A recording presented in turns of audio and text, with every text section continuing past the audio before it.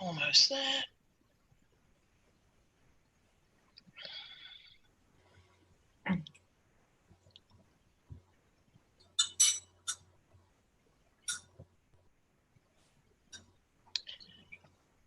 Right, apologies about that. It's like, as I said, slight technical glitch there.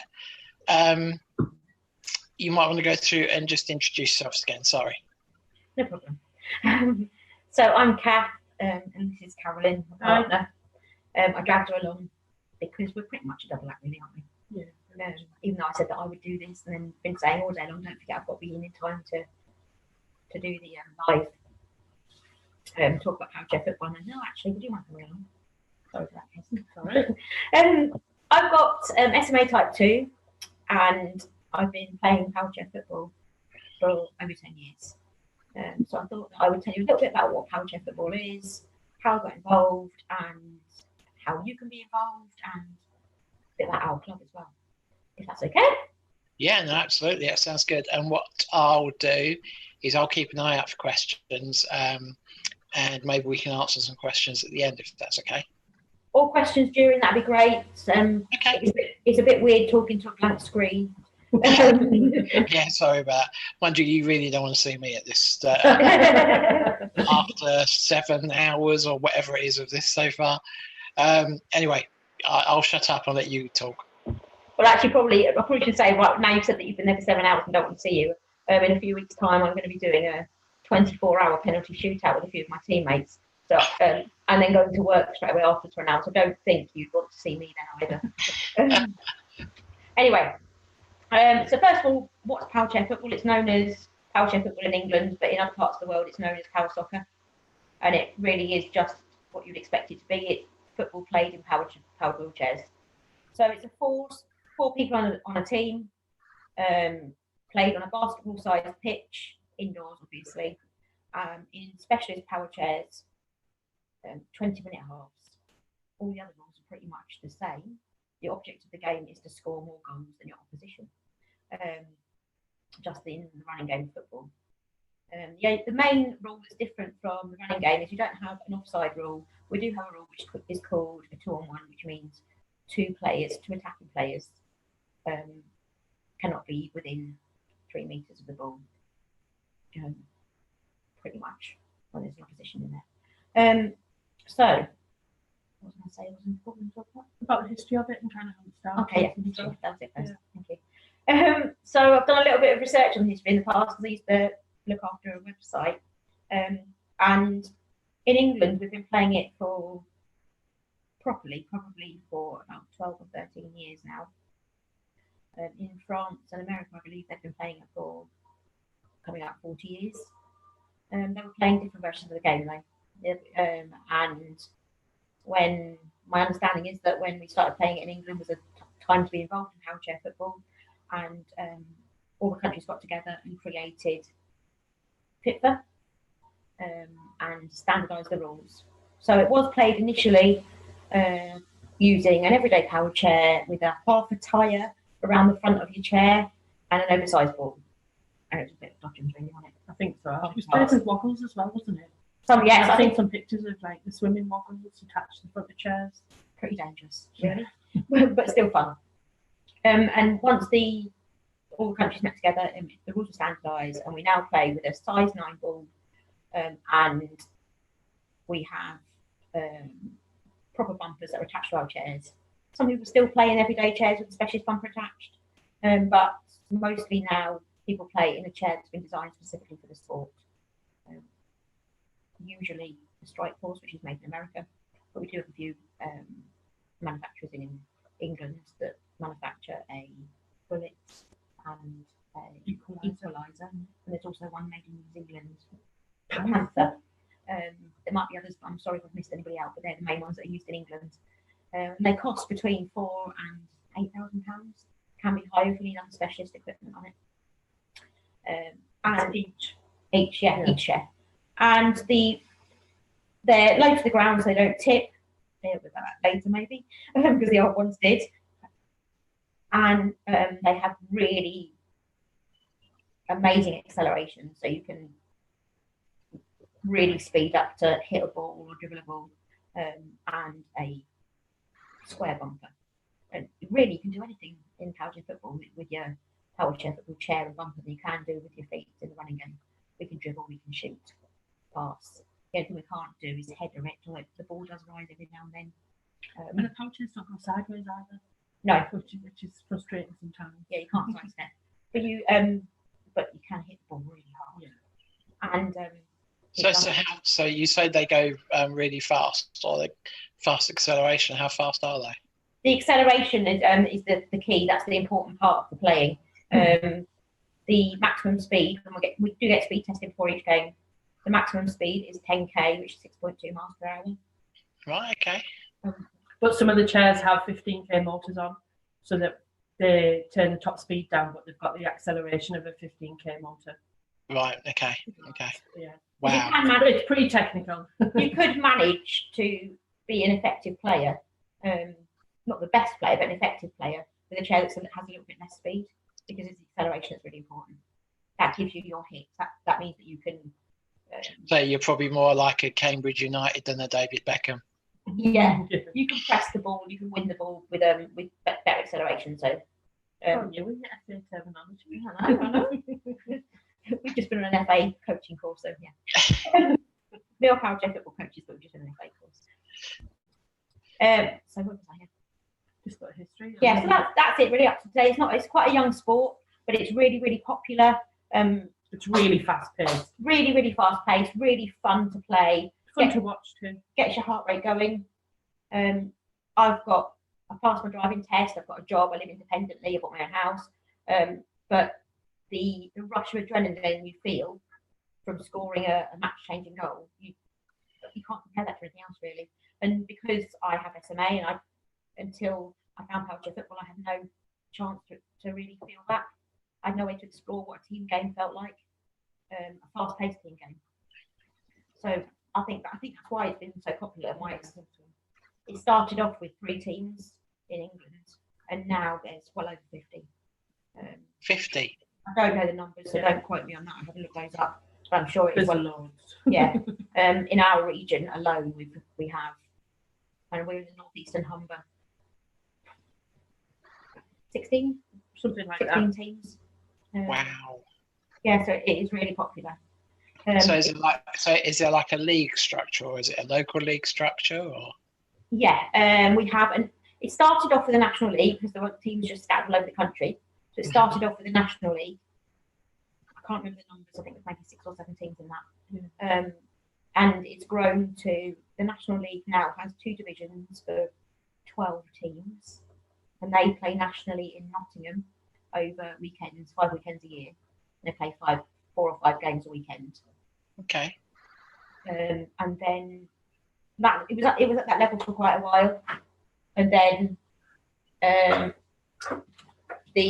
we moved from national games to regional leagues developing. Mm-hmm. And we have how many regional leagues? 6. Yeah. I think there's 6 regional leagues. We did tell Max not to arrive while we were on live Facebook. I did see him earlier and say don't come in after 4 o'clock until 4:30. Sorry. So we've got I think there's 6 regional leagues. One in the northeast, northwest, East and West Midlands. Midlands, southeast and southwest. I don't know that much about the other regional leagues because we're involved in the northeast, and we have 3 divisions in the northeast league. So did you say you all play in Nottingham 5 times? 5 weekends per season for each of so the National Premiership division play 5 weekends in Nottingham, and the National Championship do 5 weekends in Nottingham. And then the regional leagues are usually on a Sunday, and I think there's 6 Sundays across the season. And we play in Hull, Leeds, Middlesbrough and Newcastle. And each of the teams in the North East League host some of the games that we cover. So each of the Sundays we host it. If it's in Middlesbrough, then our team hosts them. When we organise the venue and setting up the courts and things like that. I don't know how the other regional leagues don't work exactly the same. Some of them are centralised, but ours, because it covers Newcastle to Hull, we try and spread out the travelling for the teams. It's about a 3-hour difference between the teams in Newcastle and Hull. So Yeah. kind of that's trying.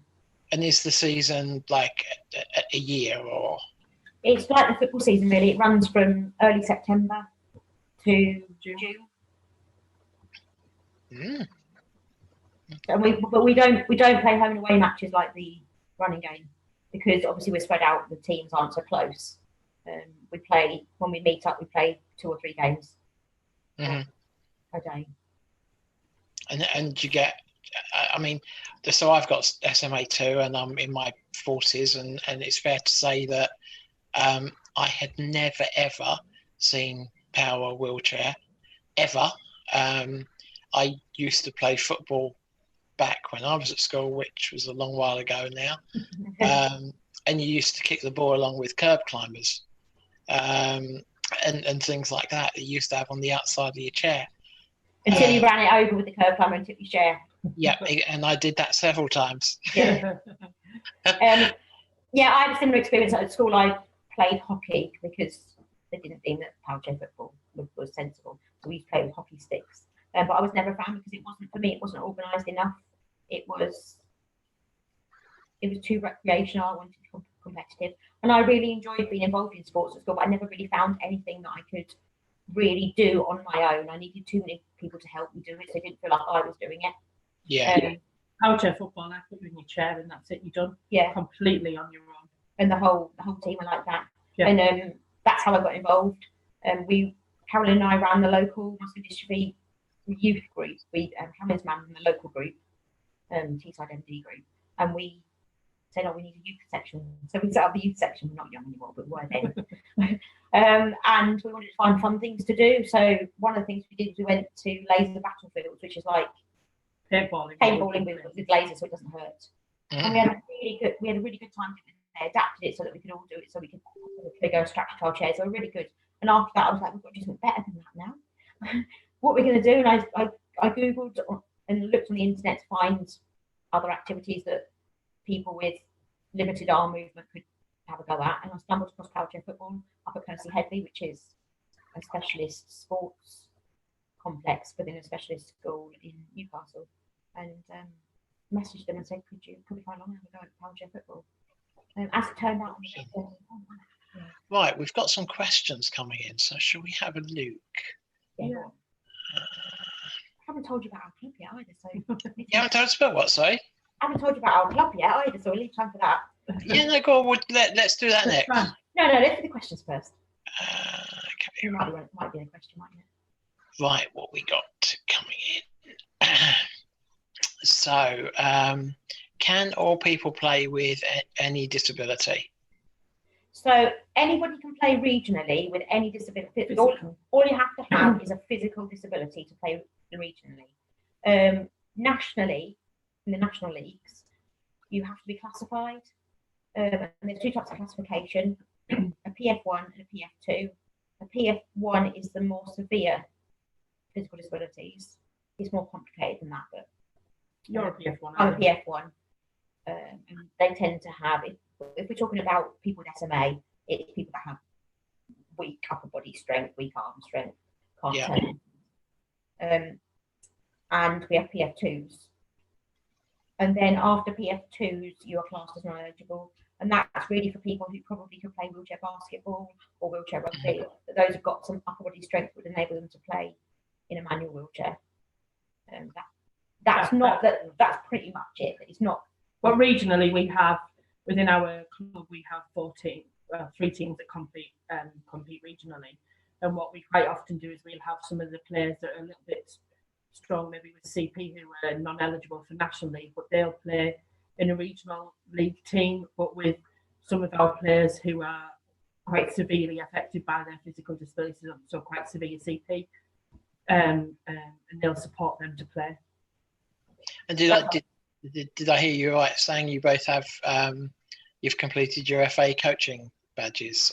Yeah, we just on Thursday night we finished our FA level 1. Yeah, we're already power chair football coaches, but it's recommended you do your FA as well. It's not really adapted for power chair football because the coach hadn't really heard of it, or she'd heard of it, but that's as far as it went. Yeah. Didn't really know much about it. So we kind of adapted what we did to suit our game. It's Mhm. really fun to be with the other coaches and see what they do. Yeah. And we got some ideas to adapt for our team.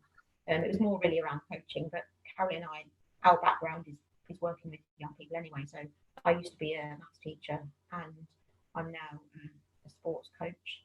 So Awesome. Well, congratulations. Another question that's coming: do you get sponsors?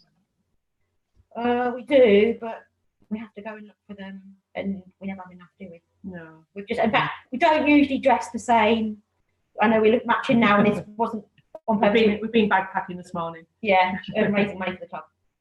So Nike haven't come knocking. Is it Nike or Nike? No, Yeah. No. Yeah, Oh, okay. We are really lucky in that our club's playing kit is being bought for us by the MFC retail. So the shop at the Middlesbrough Football Club's stadium are buying our kit. Cool. So, but that's pretty much it for our sponsorship. A couple of years ago, we had a sponsor for our second team who were playing in National League at the time.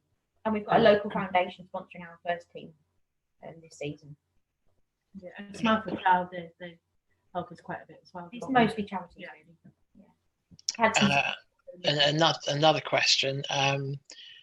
So earlier on, you talked about the cost of the chairs, sort of ranging from 4,000 to 8,000.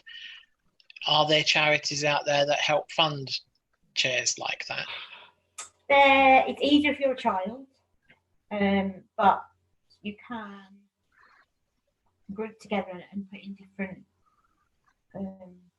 bids to different charities and request different charities and put it together. I managed to raise the money for my own chair, and I'm an adult. And mostly we did it locally, didn't we? A couple of little charities gave you 500, 1,000, and it just kind of all adds up, doesn't it? Yeah, so we add it up, and we support the players in our club to fundraise for their chairs, and we direct them to the right places to ask, and local organisations we find are really good. So I got a grant from our local, what's it called? Which one? The Philanthropic Foundation, the Fast Fund. The Fast Fund. So it's for Okay.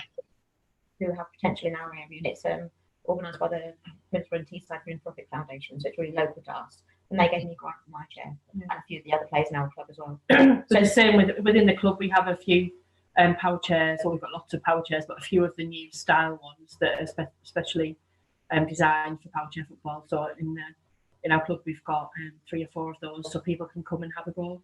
And then once they decide they like it, we support them to raise money to buy their own. Yeah. So we've worked really hard in the club to raise the money. So we've got a set at the club so that people can come and play in our chairs until they've raised the money. So we're not saying you've got to be able to afford this amount of money to come and play. That we have the opportunity there. And there's no time limit on that either.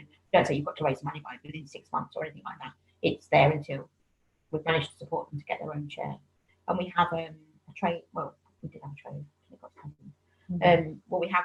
We transport the chairs for players who don't have an adapted car at our club to get them to the matches as well. So that they're not. Okay. So we've got more questions coming in, but do you want to talk about your club a little bit more? Yeah, is that all right? Yeah, sure, go for it. Yeah. Well, so I told you a bit about how I got involved. So I went along to Percy Headley to have a look at what county football was, and then I joined their team in Newcastle because at the time there was nothing in our area, and that's an hour away from me. So I joined Northern Thunder. Northern Thunder came second all the time. We never won anything. In the National Premiership, we just came second every year. And eventually, we managed to win. I think we won 3 seasons in a row, something like that. I think it was 3 seasons. And I was lucky enough to be invited to go to Douai in France, take part in the European Champions Cup, and then also to Stoke Mandeville and then Paris. So I was really lucky to be involved in that, and we won the WFA Cup as well. I got loads of opportunities from playing power chair football, and we got chatting with 2 other people that we knew in our area that were travelling up to Newcastle, and we said, look, we really need one in Middlesbrough. So we got the ball rolling to set up our own club. We went round and round in circles for a year because you need funding to set up a club because you need the chairs, and as we said earlier, they cost a lot of money. And then in order to get funding, you need to prove there's a need. We can't prove there's a need if you don't have players. You can't have players if you don't have chairs. So we did go round and round in circles for a little while. And then somebody suggested that we got some funding to put on taster sessions and hire a coach and some chairs, which is what we did. And we had about 30 people come to taster sessions, didn't we, over the year? Yeah. We ran 6 taster sessions over a year, about 30 people come, and the club set up from there. So what started out was just wanting a team in Middlesbrough. But we've now got 4. We've got 3 competitive teams and 1 social within our club. We just keep finding more and more players, more people that want to be involved. And we've been going for about 8 years now, and we've had over 70 people come through our club to have a go. And some have moved on to other clubs, and some have decided it's not for them, and some have stayed the long haul. So we've got 22 players that train weekly now in our club, which is pretty cool. Yeah, and it's all run by volunteers. We take the youngest player we've had that came to training session was 3. And then the oldest we had was 70. And he actually, the 70-year-old played on a team with an 8-year-old. Yeah, it's really well. Male and female all play together any age. It's more about ability rather than anything else. Okay. And so how many people on a team?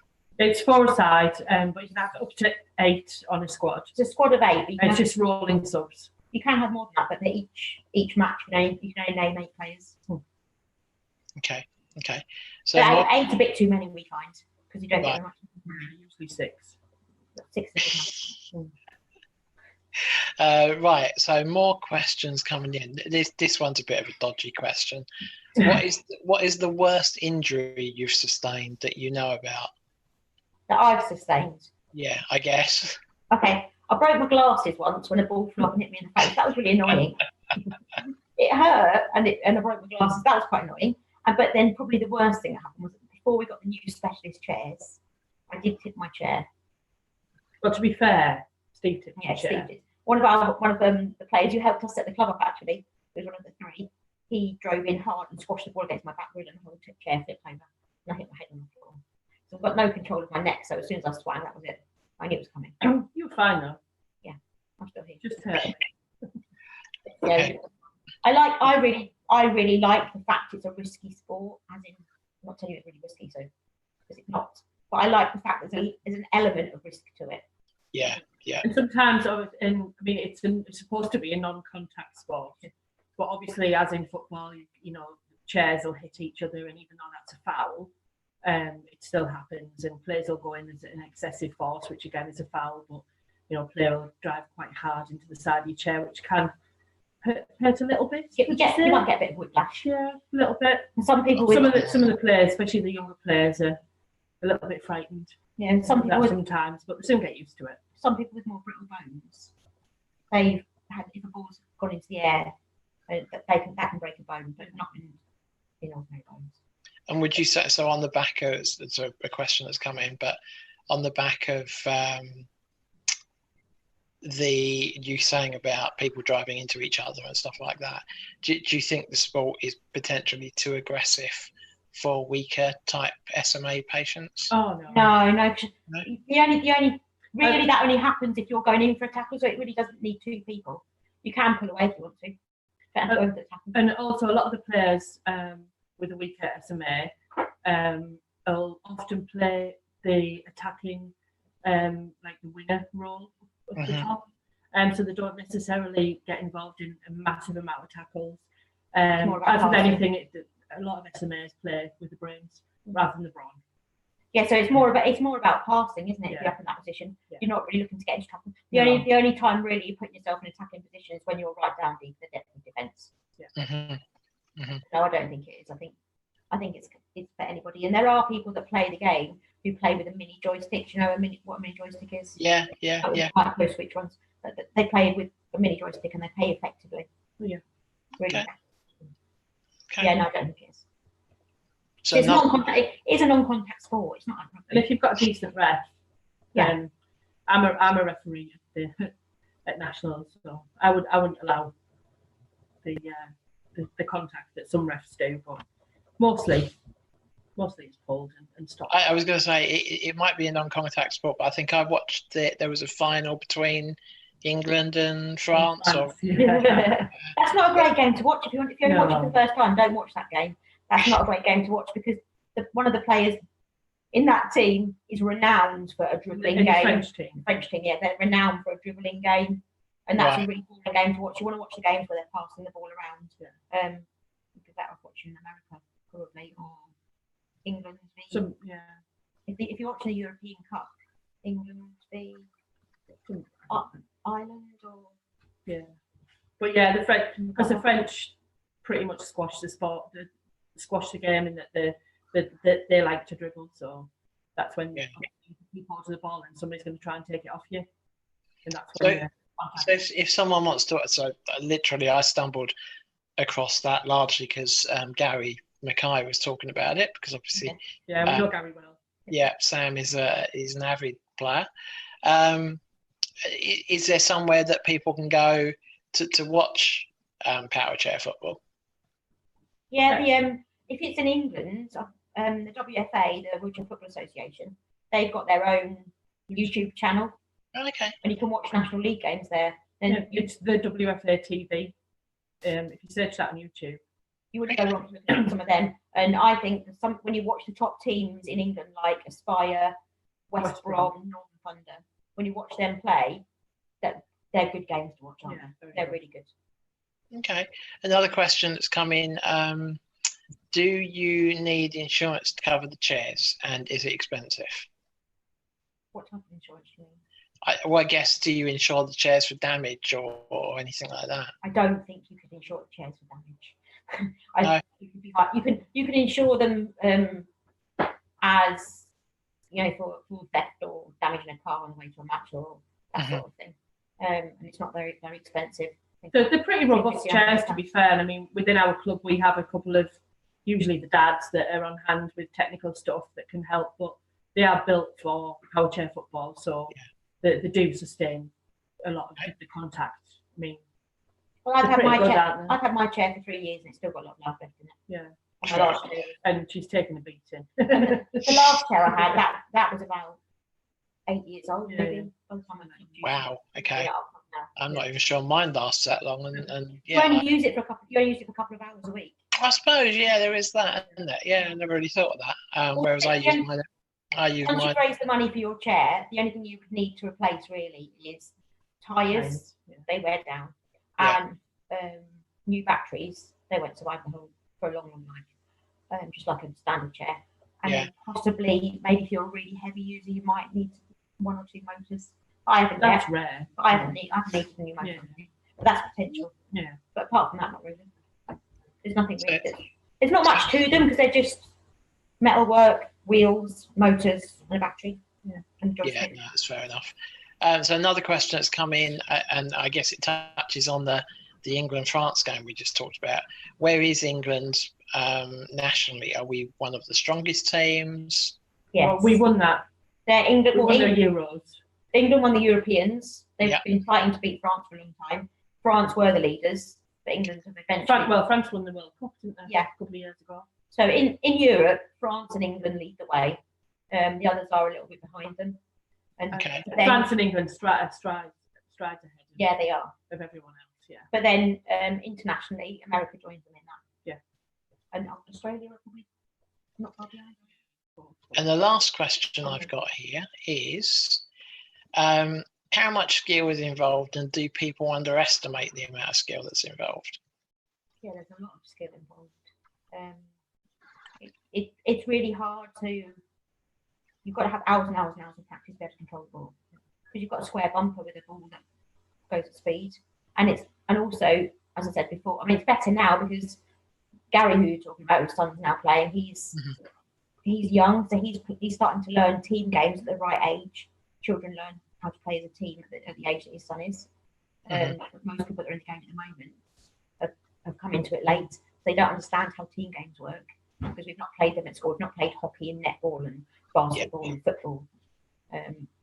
It fascinated me watching it, how people kind of span around and know exactly where to. Like I said, I mean, when I used to play football, it was basically people just kicked the ball at me and I hoped it bounced off in the right direction. And that's kind of, but it was really impressive. You're not thinking of moving to Middlesbrough anytime soon? We could do with another player. Absolutely.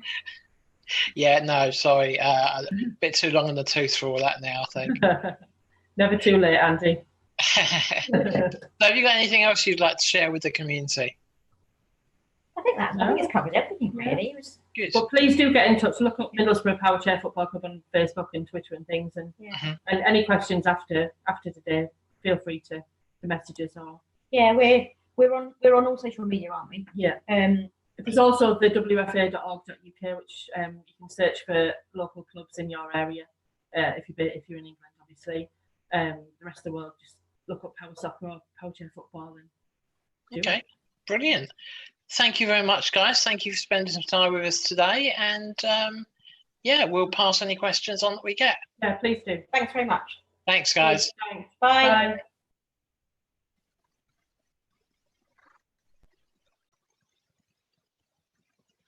Fascinating again. Who would have thought all these things are around? Literally, I only found out about Power Chair Football, a couple of months ago. Quite embarrassed, really, how much I've learned over the last year with TreatSMA for my disability, bearing in mind I've had it 40 odd years. But hey ho. Now I'm going to introduce you to the world famous, the man behind the Geordie sausage, Gary. Introduce you to the world famous, the man behind. So which bit do I point at you? That bit? That's what I asked you. Hi Gary, can you hear us? I can, yeah. Can you see me? Hold on. Can you see my wife? No, it says your camera's off. It says my camera's off. Right. Video. There we go. Right. Can I turn that around? You can. Right. So that should be right. So you're going to introduce yourself and crack on. As I said, people will recognise your voice from the world famous Geordie sausage. Yeah, you just tell me when we're ready to go, and then Sue's basically got my phone, so I'm just going to be walking around and showing some pictures and things. Okay, go for it. Off you go. Hello, everybody. I'm Gary Mackay, and you may also know me as the very famous, world famous Geordie sausage. Read on me, little Geordie sausage lovers. How you all doing? Right, and I just basically want to talk to you today about adoptions. I'm one of the trustees at TreatSMA. You'll have seen my face around and on newspapers and on the telly screen and things, and you'll have seen my son Sam as well, who was at all the campaigns. But anyway, enough about that. We're basically here today to talk about adaptations. And when Sam was diagnosed at 11 months old, after the sort of grieving process that every family goes through when you get a diagnosis of SMA, we kind of wanted to make Sam's life as best as we could. And we started sort of looking around for bungalows. Currently where we live, we actually used to live next door. So this 3-bedroom semi-detached house is where we used to live when Sam was diagnosed. We started looking around for bungalows, some of which were suitable, some of which were not suitable. The only thing again is, as everyone will know, when you do look at bungalows, it's the price of them, because they do take up a lot of foot space on the land, and they do cost a lot of money. We actually landed on a little bit of fate. Unfortunately, our neighbour passed away, and our son knocked on our door to let us know that she'd passed away, and he worked in Edinburgh at the time, and we live in Newcastle. So I brought them in and explained obviously what we were going through with Sam, and a week later we actually came and looked at this bungalow. Now it looked nothing like the way it does now, and I've got some photographs here to show you basically what we went through. And obviously what you do is you apply to the local council for what's called a DFG, and that's a Disabled Facilities Grant. Now that is not a means tested grant, and what they will tell you is that it's up to £30,000. We actually went over the £30,000. because we got some specialised equipment. And you don't necessarily have to spend 30,000. What they'll say is it's up to 30,000. So it just depends on what your needs are at the time and what you're asking for your child. So I'm just basically going to walk you through sort of from the front of the house. So that's my daughter Kate there. So when we first came to this house, don't know if Sue can show you some photographs there. That was basically the front of the house. And when you looked outside to the house, there was a massive big hedge at the front. And there was basically a lawn and an old patchy drive. Now, I don't know if Sue's able to show you now that we've got a 31-box drive. So that's enough to currently put both our cars on there. And obviously, as Sam gets older, the size of the wheelchair access vehicle is going to get much bigger. So at the moment, we have a VW Caddy, which we've got on the mobility scheme. But we're currently looking at a larger car. And as has been mentioned before, Sam plays football, and he has played football against Middlesbrough, against Kath McNichol in our team. So we are looking at a bigger car to get Sam's football chair and his current day chair in. And we found two chairs that may suit if people were in the same predicament as ourselves. And that would be a Vauxhall Vivaro and a Ford Tourneo, two very nice cars, and they don't look like a big minibus, they don't look like a van, very nice. So what we've done under the DFG is we've got the full drive monoblocked. Now what you will find is that your local authority or your OT or the person who's in charge of your DFG may want to put, they will put a ramp or a railing in front of your house. Now we didn't want something like that because it makes it automatically look like someone who's disabled lives at that house. So what the local authority agreed to do was they gave us the money that they would have paid for the ramp and the railing, which was approximately £1,500, and we put that down to the price of the monoblock. So that was nice of them to do. And at the end of the day, it's your house, and you want it to look nice. You've got to live there, and obviously you do want to meet the needs of your child and wheelchair access. And obviously, as you can see from the door, we've got a low brush, nice and easy for Sam to get in. We've had a few problems with the door. It was letting in water since it was first fitted, but it's now been repaired. So come into my abode. Let's soon walk you up the hall there. Now, as you can see from the hall, it's very wide, and that was the first thing that caught our eye when we first seen the house. Now, I don't know if Sue's able to show you some photographs again there. That was basically the house.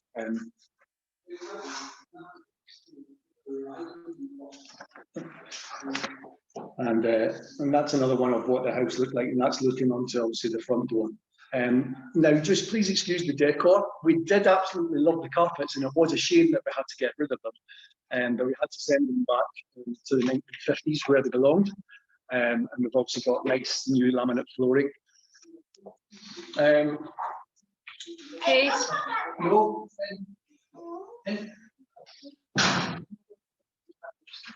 So I'm just going to walk you through some of the rooms. I've got some photographs here of basically what the rooms used to look like. Obviously, as I said, the first thing that caught our eye was how wide the room was, and the access for Sam to be able to get through here in his wheelchair. We just seen it straight away. We've seen past the decor, and we thought it would be an absolutely fantastic house for Sam. So this is our bedroom, which was a front sitting room. And if Sue can look at the photographs again there, that was basically the state of the house when we moved in. And there was fireplaces, there was all sorts, there was asbestos on the floor. So it took us a while to get rid of all these things, but basically what we've done is knocked the fireplace out, and we made these wardrobes out of where the chimney stack used to be. So it's great storage, and obviously what you can do from an old house. Now Sam is able to come into any of the rooms in the house. And another thing that your DFG manager might only say is that your child would only need access to their bathroom, their bedroom, and your living room. Now, we fought our case again, and what we said was the same as any able-bodied child, the same as anyone living in your house. Sam should be able to get access to every family living area within the house. So that's his mum and dad's bedroom, his sister's bedroom, and the bathroom, living room, kitchen, every room. So basically what we've done now is a garage here, and we've just recently taken the garage away and had that converted into a nice little ensuite. For Sue and I, that's our little treat after going through basically what was 2 years of conversions. So now coming to what is Sam's room. And I'll just let you see the photographs there. So that was what was Sam's room, again with a fireplace. All these old houses have fireplaces. And that was the other aspect there. Now, what we've done in Sam's room is there was actually 2 bedrooms. So here, there used to be another bedroom. That door is now taken away. So that was what was the other bedroom. Now, we, as I say, we blocked off that door, and that is Sam's bedroom. So this is Sam's bedroom, which we're trying to future-proof, and we obviously can't think of everything, but at the moment, it satisfies all his needs. We've got a profiling bed, so that the head rises and the leg rises. That wasn't supplied by an OT, it was supplied by a very generous family who was giving it away on an SMA website, and I got in there first. But what we do have in the room is we have the ceiling track. So that will basically come through the room. Sam's bed is in the centre of the room. So that will come through. And that will basically enable us to get Sam out of his bed, get him ready, take him, put him into his chair. So we could move it over from the bed and bring it down and put him into his pillow chair. But then what we're going through to now is the room that we blocked off, and this is now Sam's bathroom. And what we did ask, which we didn't get originally when the ceiling track was fitted, was we wanted the ceiling track extended so that we could put Sam on the loo. So they agreed to giving us this turntable, which is electronic. And as Sue's just able to show you there, that'll just take Sam, and that enables us to put Sam onto the loo. And when it goes the other way, obviously, we can put Sam into the bath. Now, this is Sam's bath, which did cost a considerable amount of money and took up quite a lot of the DFG. And as I said, don't be concerned that it's up to 30,000 and worried when you run out. If you do have a nice OT and a nice DFG manager, they will look for other funding, and for us, we just applied for funding for another bath. So this is a bath called the Gemini, and it has a changing table, but this does not fold up like a lot of other baths that you get out there. This basically stays in the bath, so Sam's there. Okay. And when you lower Sam onto the bath, the changing table then lowers into the bath, as Caitlin now demonstrated, and she's going to have a bath and put into the wash for us. So that is really, really good for Sam, and it's also good for the hoist. It's height adjustable, so you're not hurting your back. So as well as the table rising and falling, the whole bath itself can actually rise and fall as we're doing there now. So it's absolutely great for a toilet person like myself who would then be able just to bath Sam from this position without having to bend down. So that's called the Aquanova Gemini, and that came in at just under £8,000, believe it or not. And the council were good enough to take out a 5-year maintenance plan as well. So it does get serviced every 6 months, and it gets what's called roller testing, where they just check the road and make sure that it's safe for Sam to be in.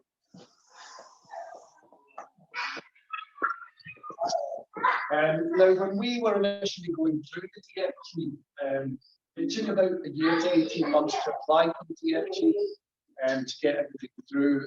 Like we bought bungalow, And we knew that it would be a long process. So when we first moved into the house, what we knew we would need would be basically toilet and bathroom facilities for ourselves. So if Sue's able to show you there, that was what the old bathroom was, and it was a separate toilet and a separate bathroom with a nice brown bathroom suite. Now what we did is we could see the potential there.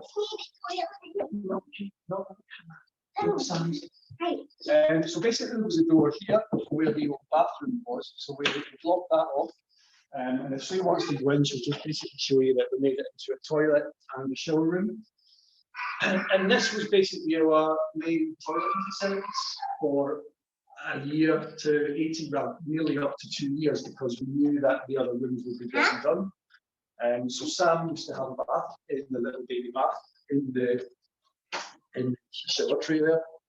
But it suited their needs, and basically we used this and we lived in this room for about 6 months. Now this is now what is Kate's room. And that's the way Kate's room used to look. So Kate's room is fully accessible for Sam as well, even with the smaller access where the bathroom is. Sam's still able to get into the bathroom there. Now, when we first looked at the house, there was actually there was a cupboard here, which was the old water cupboard and water heater, and there was another cupboard here, which were all the electrics and things were. Now, before any work could actually start, we had to get all facilities moved. So that took a while to deal with the power companies and the gas companies, etc. But all these amenities got moved outside. They dug up the garden and everything's now out there. So we were able to make this huge rectangle for Sam, and even for storage and things as well. We still managed to keep a little bit of storage under there. The fuse box and everything into what is now our little cloakroom and things.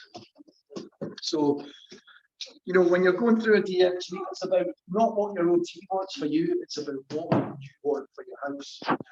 And you've got to be a bit certain. And you've got to know what you want. You go in with a plan, and basically don't take it for an answer, because they wanted to give us a rubbish bath for Sam, which we not have seen. And you eventually get what you want. Just be assertive. And it's a shame that you have to be that way.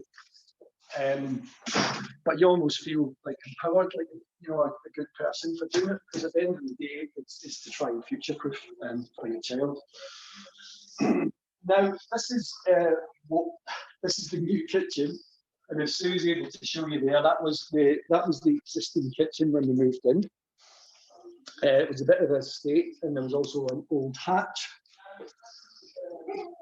through. There was an old hatch through to the living area. So we basically gutted all that out. As I say, there was an old water cabinet as well, where the water heater and the hot water storage was. So basically that area is now where our fridge freezer is and the cooker is. This used to be where all the hot water tank was, maybe an immersion heater, if you want to call it. And there was a huge chimney stack and everything here, so that was all taken away. And where the boiler is now is actually where the back door was. So this is where you used to get out into the garden, and I'll show you the garden area a little bit later. So the kitchen was absolutely fantastic, and everything is, it's all open. It's all accessible for Sam. Sam can reach, these points in the kitchen, and we've got the breakfast bar there as well, which Sam's chair can fit under. He can come up here, obviously, have breakfast, dinner, tea. He can do his homework. It's a great area to help baking with his mum. So it's kind of just thinking what you need and what your child's going to need, and not just for the next couple of years, but for 5, 10, 15 years to come. Yes, you will need to visit your OT and ask for things, but if you can think of what you need, sort of straight away, just get it done. So the next area I'll show you is what is now our living room. And that is what the living room used to look like.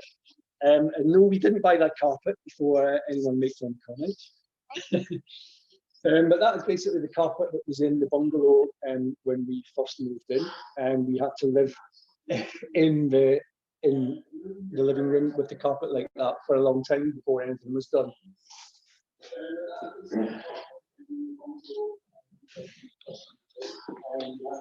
So this is the living room, which again, you know, it's an old house. We've got, it's amazing space that we've got. And what we did do is we put an extension on, which I'll show you in a minute or two. And when we did put that extension on, although we have a lot of light coming in, because we built a false wall just behind Sue there, and what it did make was it made this corner where Sam is. Hi, Sam. Hi. You all right? Going to say hi? You going to say hi, Kate? Yeah. Yeah. What are you doing? Hi. Bye. Right. Anyway, on with the show. So basically, this corner area was really dark when we had all the work done. So what we've done is we had a deluxe window fitted. And as you can see, the amount of light and everything that it brings into the living space is absolutely fantastic. Now, when we first looked at the house, again, I'll get Sue to show you some photographs there. This is basically what was the view out of the kitchen window. So this was out the side kitchen window, and the bottom one here was the view out of the living room window. Now, what I'd done was basically one man and his saw for about 6 months, getting rid of all the trees, the bushes, the greenhouse and everything that was in that back garden area, and I totally gutted it, knocked trees down and everything. And basically what we've done is we put an extension on the back here, which cost us in the region of about £30,000. But as you can see, the space that it gives, not just us, but for Sam as an individual in a wheelchair and a power chair. We've got room for all his equipment. We've got his stander over there. We've got a little electronic horse that we use just to sort of try and build Sam's core up. And we've got Sam's squiggles chair over there. So we've got some absolutely great space for keeping all his equipment. Now, what was in one of those pictures as well on the side view is that there was an old outhouse, where it basically had like an old wooden bench, and there was like a vise where obviously the previous occupant done some work. Now, what we done when we lived next door is we actually put a roof on here, because we were in a very good position where we had both properties at the same time, so we were able to still live next door and do some work in here. Obviously, eventually when we did sell that house, we were living in a building site predominantly for for like 18 months, 2 years. So what we've done with that little outhouse is we made that into like a utility room. So we've got storage there for Sam's manual chair and his football chair. And that's a strength force power chair that Kath McNichol was talking about in the previous talk. And as you can see down at the bottom, we've also got another storage room which was created after we've done the garage conversion. So that's just giving us a little bit more storage, somewhere to put the washing machine. And it's just thinking about what space you've got and what you can make it, and it's having the vision to do it. So watch all these sort of property shows and see what they do. So under the DFG, every door in the house was widened. Sam got his bath, and they obviously done all the work in the kitchen. They moved all the facilities outside, so they moved the electricity, they moved the gas, they moved the water. Sam got his bath, and also what Sam got in his bathroom was a shower. Now, generally under a DFG, you only get one or the other. But what we said again is basically it's Sam's human right to decide, like you and I, whether he wants to have a bath or a shower. So when you say something like that, they kind of give in. And also by moving from next door to this house, we saved them probably in excess of £10,000 from putting a through floor lift into the house. So we kind of said, I think it's the least you could do.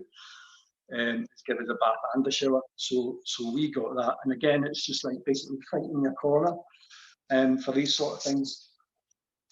And the last place that I want to show you before anyone might have any questions is basically what the garden used to look like. So after all the work was done, basically that's what we were left with. And that was our view from outside, which basically looked onto pints of blood. Now, what we wanted to do was create a nice space, not just for Sam, but as a family as a whole, and for Kate to be able to play in, for Mum and Dad to be able to entertain. So what we did, obviously, we got the bifold doors as well, which is absolutely fantastic. Again, it gives Sam total access in and out. So what we done, and not that we had a lot of money, I basically got lucky and got on a game show and won some money. So what we did with the money is we created this space for Sam. So we have the wooden decking, and the wife wanted some flower beds with some lights in, so she got a wish as well. Everybody got something. I got a nice bronzing area for topping up the old suntan. And what we did is we thought we'd get some AstroTurf as well, rather than Sam coming in and out of the garden with mud going everywhere off his wheelchair wheels. So we got AstroTurf and got the decking. We've got a chimney area, and for us, it's an absolutely fantastic area for Sam. And with help from the DFG and some money that we had from selling next door, I think we've created a space, not just for the now, but for Sam and for future proof. And it's certainly, as a family, this place is absolutely fantastic. And just to see, obviously, anything that I'm saying about a DFG, these are my personal views. These are not facts that I'm spouting from a book. So please don't go away and say to your OT that Gary said this or Gary said that. But I think what you have to do is be assertive and basically just be very patient. And these things, it's three things. It's basically time, patience, and money. And you don't have them all, and you can't get them all at once. And things have to be done before other things are done. And you may go through a little bit of emotional roller coaster. As I say, we lived in one room for 6 months, and we lived in another room for 6 months while all the work was getting done. And we actually moved out at one point as well, just because the place was just so dusty and everything for Sam. As I say, it's an absolutely fantastic area. And if anyone's got any questions, Andy, I don't know if anyone's got anything. Yeah, there's one question that keeps coming up, but I get to ask it first as the host. When can I move in? I can't move everyone in. And we don't have any spare rooms because we've sort of adapted them all. I mean, it's a really impressive house. You guys have put in. Yeah, we're really proud of what we've done. And as I say, it's time, patience, and money. And it took us probably 2 years to do what you see here. Yeah. And we've done additional things after that, like do the garage and things. So you really can't, unless you've won the Euro Millions or something last night, you don't have the money to do it all at one time, and you don't have the time to do it all. So time, patience, and money. But thought as well, because you really have covered absolutely every possible. Yeah, as I say, I'm proud of what myself and Sue achieved, and we seen the vision when we walked in, because it was basically a 1950s bungalow and probably had never been decorated since the 50s. So to be able to see that vision through the old carpets and the old cupboards and the dingy decor, we just, as soon as we seen it, we just knew straight away that this was for us and for Sam, and it's been amazing. But another thing that I'll say just towards the end, like I say, be assertive. There was a lot of occasions where workmen would leave things in your house, and basically the one thing that I said to them, and I've reiterated this to a lot of people, just ask them one thing at the end and say, would you leave that like that in your own house? And the answer was generally no. And I said, well, don't leave it like that in my house. Yeah. And they kind of know that you mean business, and you're not going to let them away with things, because they'll try and cut corners. But yeah, it's absolutely fantastic. And if anyone's got any other questions, maybe that they want to pass to Andy or to myself, I've got one other question that's come in. What are the heating bills, considering it's so open plan? Our heating bills, we only pay £120 a month for that's gas and electricity. What we did as well is, when all the work was going on, is we got cladding, we got cavity wall insulation. We also got brand new loft insulation, which we applied under a government scheme. So I think we paid the first £100 or £200, but then everything else was supplied free. So that was brand new, sort of 4 or 5 inch insulation. And with the new part of the house, the new extension, any new sort of building now is they put like 5-inch polystyrene blocks. Yeah. So basically, our house, the temperature for our heating very rarely goes above 20, and it very rarely goes above 19. It's a very, very warm house.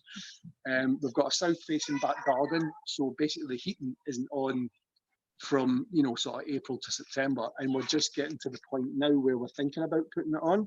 Yeah. We've had a little good run of weather there, so it's, you know, there's still not really that chill in the air, but like I say, we pay £120 a month, and that's both for gas and electricity, and we'll still be in credit. Good stuff. All right. Well, thank you very much for showing us around your house, both Gary and Sue, and of course Kate with a balloon. And as with all of the other sessions today, if anybody's got any questions, then please pass them on, and we will pass them on to Gary, who will answer them. Yes. Thanks, everyone. Cheers, Gary. Cheers. Thanks, Andy. Thanks, everyone.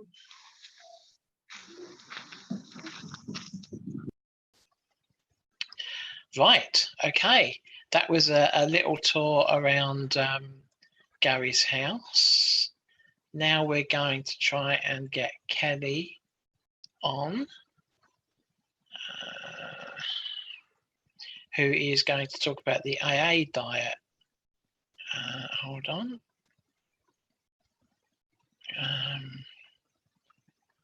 Here she comes.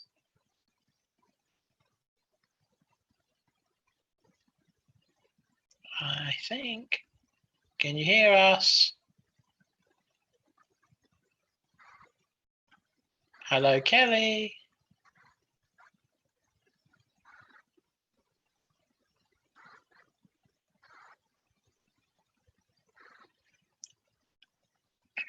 Are you there?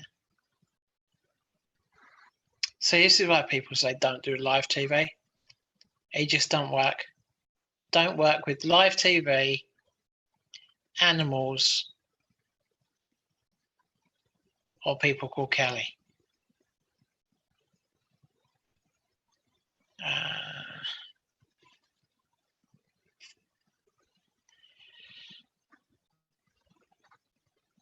Hello.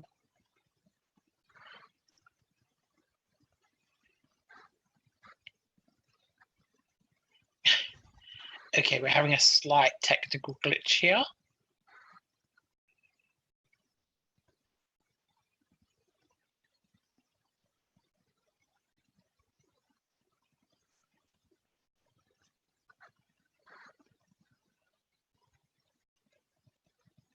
Just bear with us.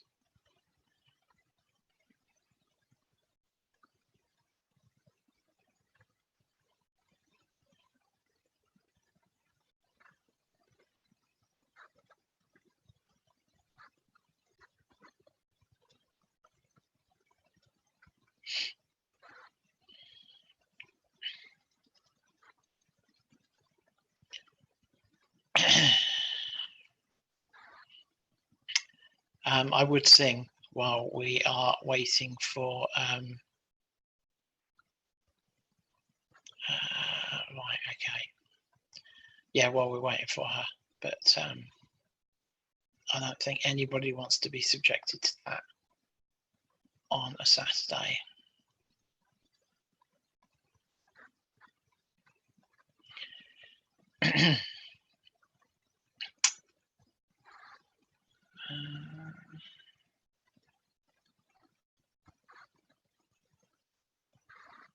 Right, okay.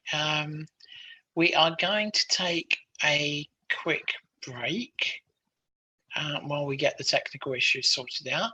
So we will be back with you in a second.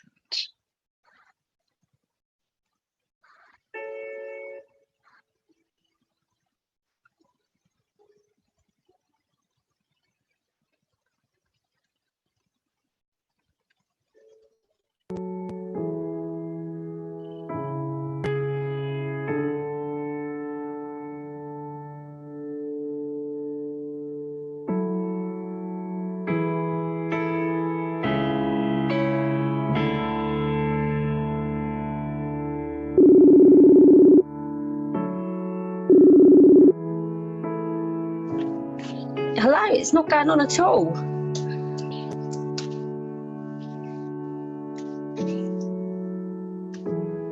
Well, what's our meeting ID again, quickly?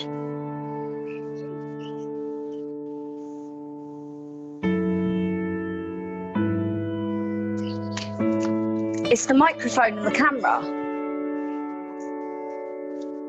Yeah, they're on. Yeah, I know, but it's just not coming on. But if you quickly give me the meeting ID, 7.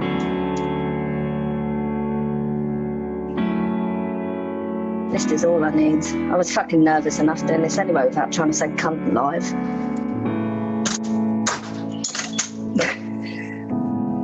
No, I'm not stressed. It's just like fucking. I was trying to do it from my phone, but I couldn't even get it on my phone. Okay. Really?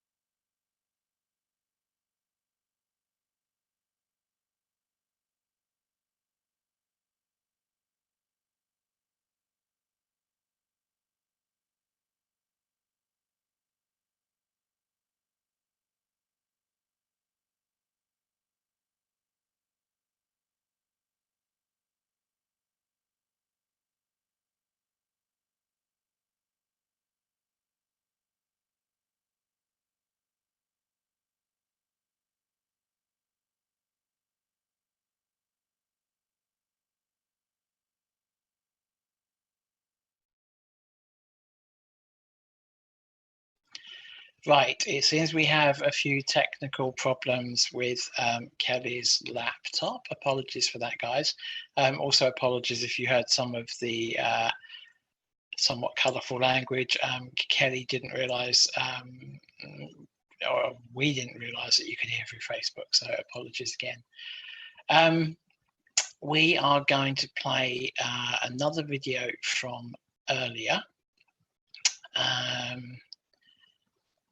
We've got Amanda joining us shortly. So Amanda is joining us to talk about their journey with Spinraza. So she's a parent. Oh, hold on. So Amanda is a parent. Oh, hello. Right, let's unmute Kelly. Still not ready. Volume. Yes, it's on. Hey, yes. Hello. We can see you and we can hear you. Well, that's good. I suppose everyone's already heard me, haven't they? Just one of those live TV moments. Yes, well, I apologise, but most people who know me on Facebook know that I swear, and I was getting very annoyed because I don't do technology. So if I've offended anyone, I'm very sorry, but it's tough. Sorry, Mum. Well, I'm sure everybody will understand. As I said at the beginning, never work with live TV, animals, or people called Kelly. And you also said Kelly, yes. Okay. So, AA diet. Yes. Go.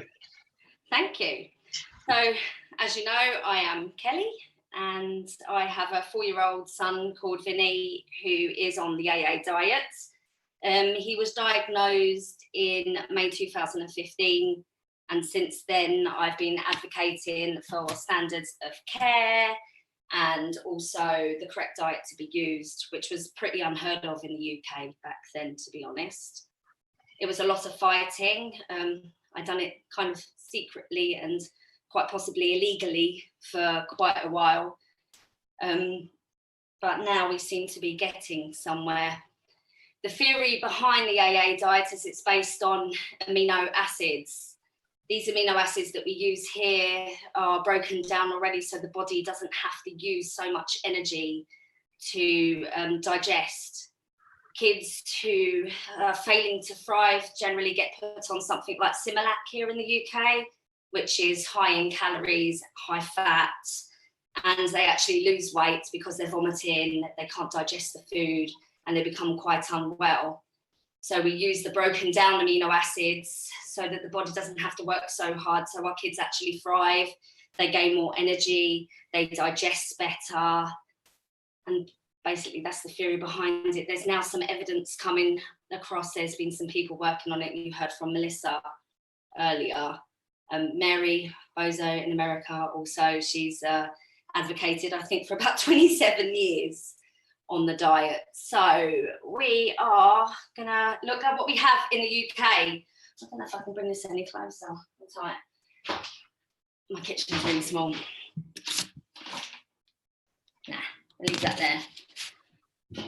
So in the UK, we have Neocate. That's the closest we're gonna get to the formula that we use in America, which is Tolerex. Neocate doesn't quite do the same thing because it's got a lot more fat than we would like. We try to keep to around 15 to 10% of fat percentage, but you're only really going to get about 25 to 20 with Neocate. We use just enough Neocate to give them the protein that they need, and the minimum that they will allow in the UK is 1 gram per kg. So for instance, Vinny is 14 kg, so I give him 14 grams of protein. I use Neocate just to give him his protein. I don't go over that, otherwise he'll be overloaded with fat. But then you have the problem of bumping up calories. So we use Polycal, which is basically a high energy powder. It's just calories in a powder form. So we would use this to then give him the extra calories that he needs. They say you need about 100 to 200 calories from the carbs. So we use Polycal. You can get this on script. Your dietitian might not like to give it to you, but if you go to your GP and tell them that your dietitian will give it to you, then you can get it on script. Not that I've told you that, because I'm not a dietitian. When do we get to the kebabs? Kebabs? Yeah. That's later. That's when I'm off here and I can drink that with a Ah, kebab. right, okay, fair enough. So we would mix in. Actually, I might mix it up for you actually, because I've got to make his feed at some stage anyway, so I might as well do it now. So Vinny is 14 kg, so we need 14 grams of neocate protein. There is 0.9 grams of protein per scoop of neocate, so you would need 16 scoops to give you the required amount. I don't do that because for me, Vinny works a lot better on a lower fat content, so I actually replace some of his protein with just an amino acid powder mix that you can buy. So it's just got no calories, no nothing in it. It's just literally broken down amino acids. So I give him 12 scoops of neocate. So 1, 2, don't talk to me whilst I'm doing this, otherwise I will lose count. 3, 4, 7, 5. 9. You're impressed I can count, aren't you? 7, 8, Wasn't that 7? 10, shush, 11, 12, because then I have to start all over again. And then I give him a scoop of the amino acids, so he basically gets 10 grams of protein from this, and then I bump up the extra 4% with just amino acid powder, which you can get via Nutricia if you're lucky enough to get it on script. Your GP will help you there. If not, you have to pay about £160 to have it shipped in from America per month, which is great. So yeah, I put a scoop of that in. And then we don't use just powdered food. We use fruits, vegetables, and juices to bump up the carbs and to give them a healthy, balanced diet as well, because no child obviously eats powdered food all their life, really. You don't want them on that. You want to give them the best, so you look at other ways of giving them an all-round nutritious meal via their feeding tube. There's quite a few oral eaters who follow the AA diet as well. I think they tend to go more like the vegan route, so that's quite good as well. We use Diorolite, which in America would be Pedalite, which comes in a liquid form, but we have to use the English version obviously here, and in Ireland they use it as well. We use 1 sachet. It's just because with SMA you can have a lot of electrolyte balances with your potassium and your sodium, so we give Diorolite in the feed just to help keep their levels normal. You will need to speak to your neuromuscular team, because how we monitor what our kids need is via bloods. Quite a lot of hospitals don't like to do the nutritional bloods, but it's so important whilst you're on any form of nutrition that you can't monitor normally, that you have these bloods done to make sure that your kids are getting everything, because they could be high in something or extremely low in something, and then you would need to make adjustments to the diet. If you're under Great Ormond Street, you can get them there. Dietitians don't generally like to authorise them, so you do really have to go through your main neuromuscular team. So when you start the diet, would you have regular blood tests? Yeah, technically every 6 months to a year really should do it. Okay. I mean, Vinny before he started, when they just had him off straight neocate before I started the diet, when he was about 8 months old, he was extremely bloated, he looked pregnant, he wasn't digesting. His ALT levels, which are your liver, which means he was getting fatty liver, his levels were going through the roof. Since I've gradually, that's how I know to bring down his fat content. And as I've been bringing down his fat content, his ALT levels have returned to normal, which is how I've got the diet authorised eventually. Because it wasn't until October last year. Oh, well. So we also need to give him a multivitamin. I used Well Baby just from a normal shop whilst he was really, really little, but as he gets bigger, obviously he's going to need more. You would use Nano VM in the States. We can use Ceravit here, which seems to be the most popular one. You can get that prescribed by a nutrition and a dietitian. So we would use those scoops. So with Vinny's Neocate, he gets, I think, let me think off the top of my head, 432 calories. So Vinny needs 900 calories in 24 hours, roughly. So obviously I need to find around about 500 calories from other sources. So we would use Polycow. I would give about 200 calories from Polycow, which is about 10 scoops. But I'll give him a little bit more because he's not having as much fruit and veg at the moment because he's been suffering a little bit with constipation, which has been a problem. So, which actually brings me to this. So I would give him 15 scoops of Polycow. 1, 2, 3, 4, 5, 6, 7, 8, 9, 11, 12, 13, 14, 15. Now, some people give all the fruit, veg, Polycow, Neocate into one big mix that they make up for 24 hours and feed that throughout the course of the day, overnight also, because type 1s and some type 2s really shouldn't go longer than 4 to 6 hours without being fed. So Vinny has a bolus feature in the day, and then he has a continuous rate overnight from 8:30 p.m. till 6:30 a.m. I don't do that personally because I just give him a simple bland mix overnight because unless you're me, you're not up eating chocolate in the middle of the night at 3 o'clock or Haribo's. Or kebabs. Or kebab, mate, yeah. Uber Eats is the worst. I wouldn't know. I live 1 mile outside of their catchment area. Really? It's because you're in the countryside. Really not. I live in Cambridge. Country? I drove there the other day. It took me 3.5 hours to get back through fields. Right, so Vinny needs... You know, I once considered moving just to be within the range of Uber Eats. That would be me, because McDonald's, I can't cope without McDonald's. Right, shush. Okay, so Vinny needs about 1,700 mils of fluids every day. We work that out by his weight. No, we don't. Yes, we do. So we work that out by his weight. So you would do 120 mils by 14.1, which I think is about 1,600. So I normally give him 1,700 just to keep him on the looser side with his secretions because everything obviously affects type 1s, especially true type 1s like Vin. So I mix up his feed to 1,600 mils and I feed him about 1,500 mils and use the 200 for like free water, probiotic flushes and stuff like that, meds. So that's his basic mix.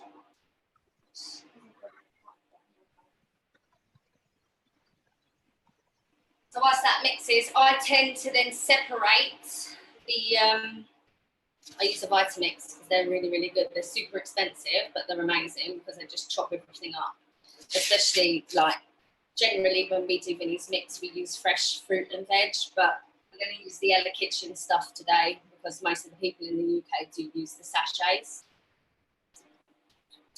So basically then the rest of the calories will come from your fruit and veg. You need to avoid things that are high in protein like peas because they're really hard to digest, and add things one at a time for about 4 to 5 days at a time so you can check for any intolerances like secretions getting thicker, constipation, tummy cramps, vomiting, anything. I think most kids do well. So the things that seem to be tolerated the most are like prunes, pears, apples. Most things, sweet potatoes seem pretty good as well. So I just shove it all in. I also use prune juice. I use about 100 to 150 mils every day in his mix to help with constipation. Obviously, you can use things like Movicol, but it really upsets Vin's tummy.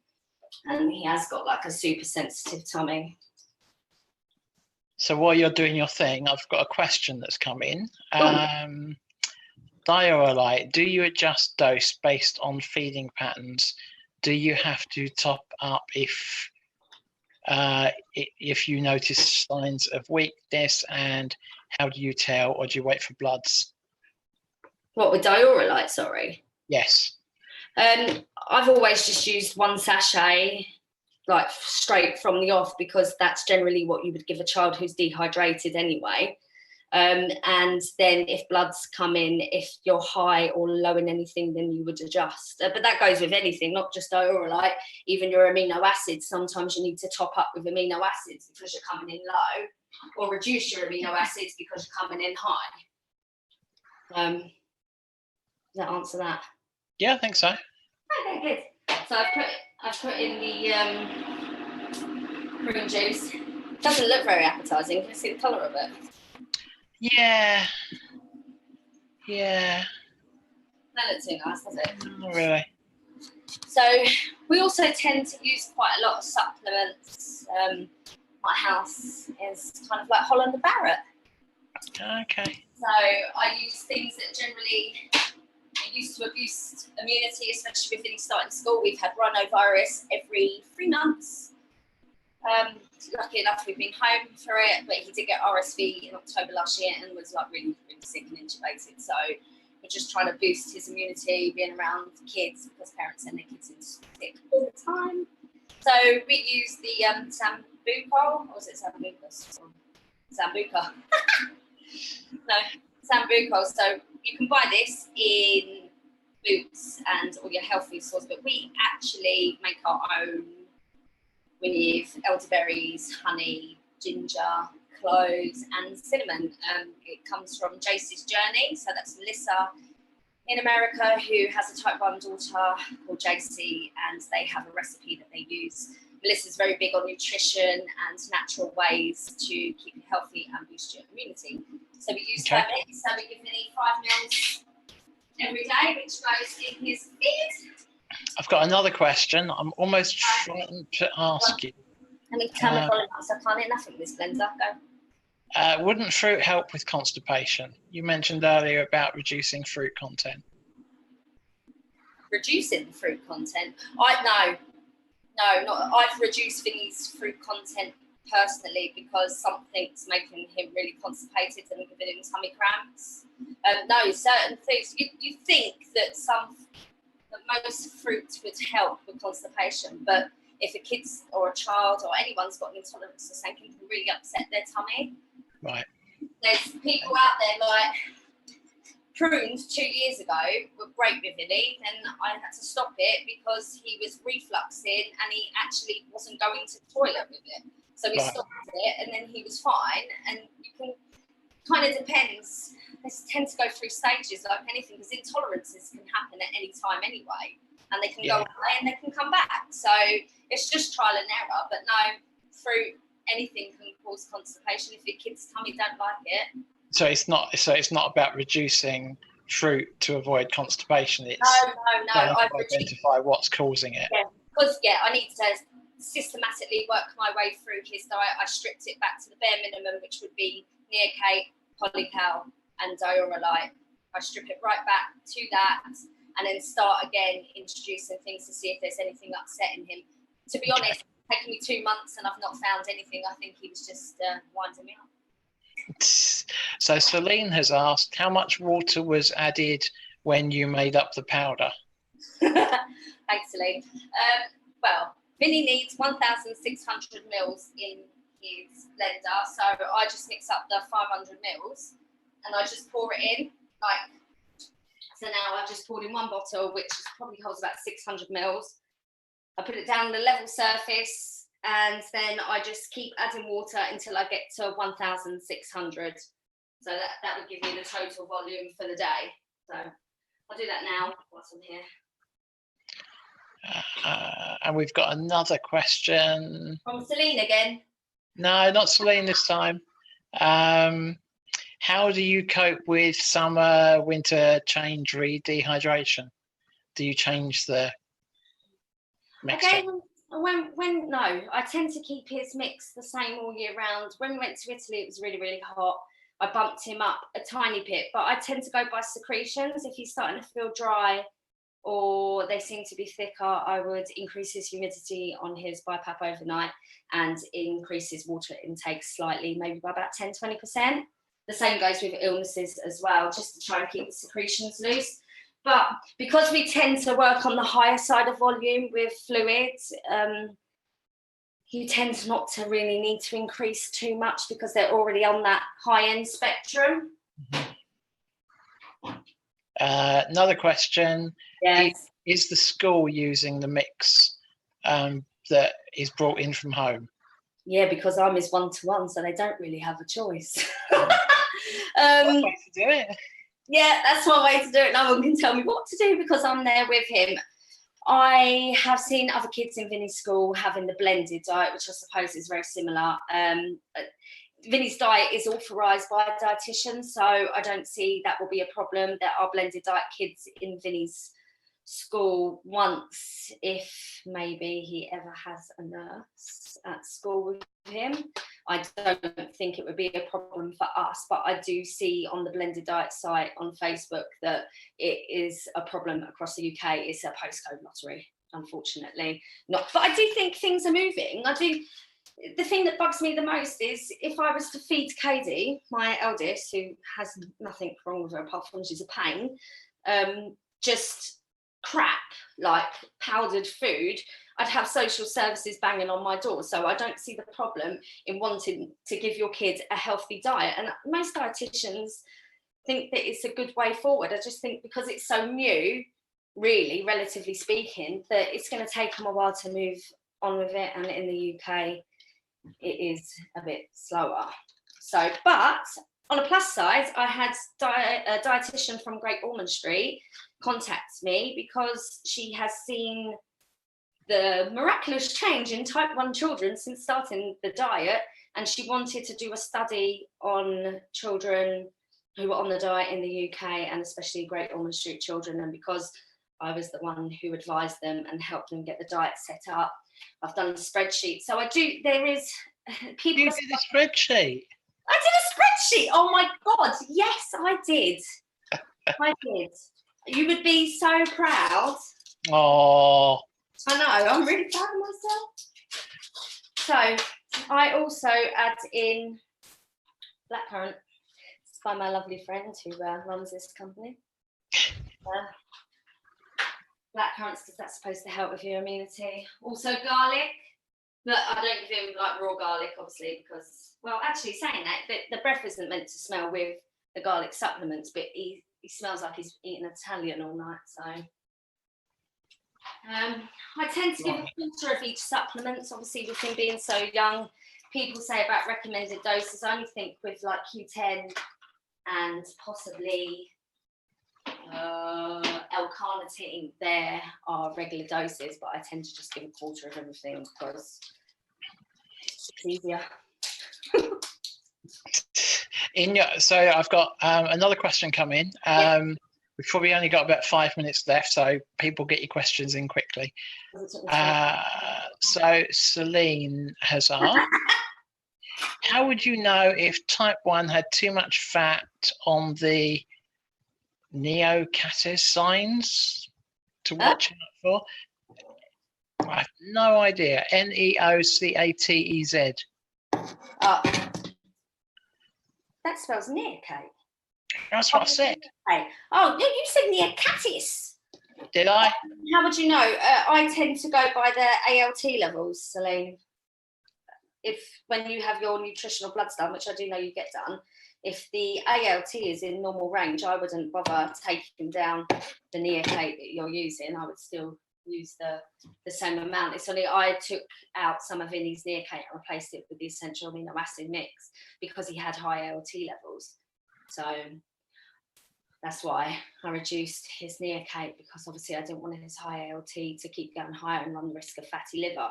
But you have regular blood, so you'll be able to keep track of that yourself. I failed my science GCSE, so this is all gobbledygook to me. I do spreadsheets though. My spreadsheet is good. Josephine is asking, why do you have to use all powders as opposed to blended food? Because to give them, I think, all the amino acids that they need, they would need a supplement in it. That's why we use a base. It is basically just to make sure that they get enough protein from the amino acids that they need. They wouldn't get that from just fruit and veg. You can't use things like meat and dairy and stuff, because dairy, obviously, even not in SMA, produces a lot of mucus in people. So you don't want to give that to a type 1 child that already has problems with swallowing and saliva. We don't give meat protein because animal protein, because it's so hard to break down. Again, we don't give long chain proteins because, again, it's hard to break down. You're going to use too much energy, and you see kids losing weight, failing to thrive, and also losing a lot of strength. So with the amino acid powders, everything's broken down. They're getting everything that we need. They get the bare minimum, and then you can bump everything up to give them a full nutritious diet with the fruit and veg that you're using. Excellent. All right. We've got to go because the next person is ready to go on.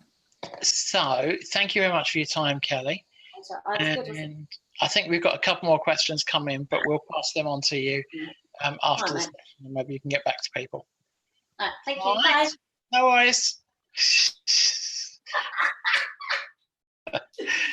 Bye-bye.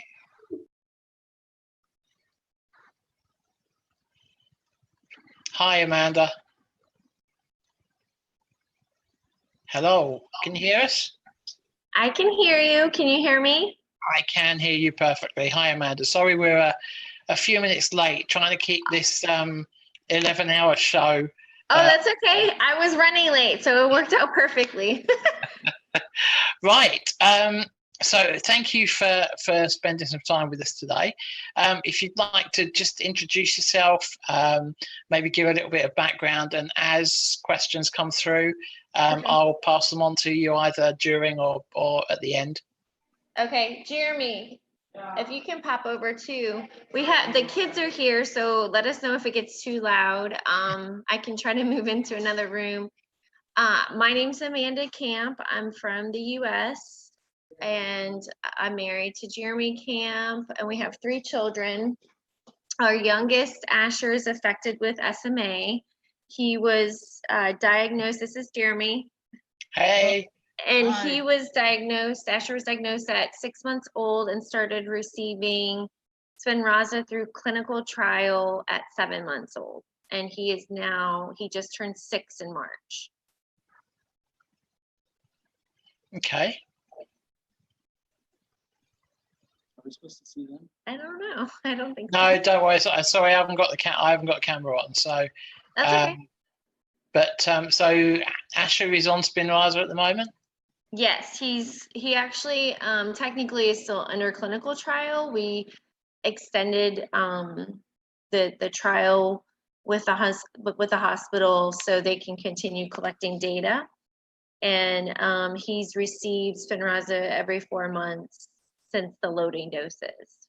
So his entire life, pretty much. Okay, and how's he doing on that? Was it a struggle to get on the trial, and how have you how did you manage all that? Well, the getting into the trial was a miracle.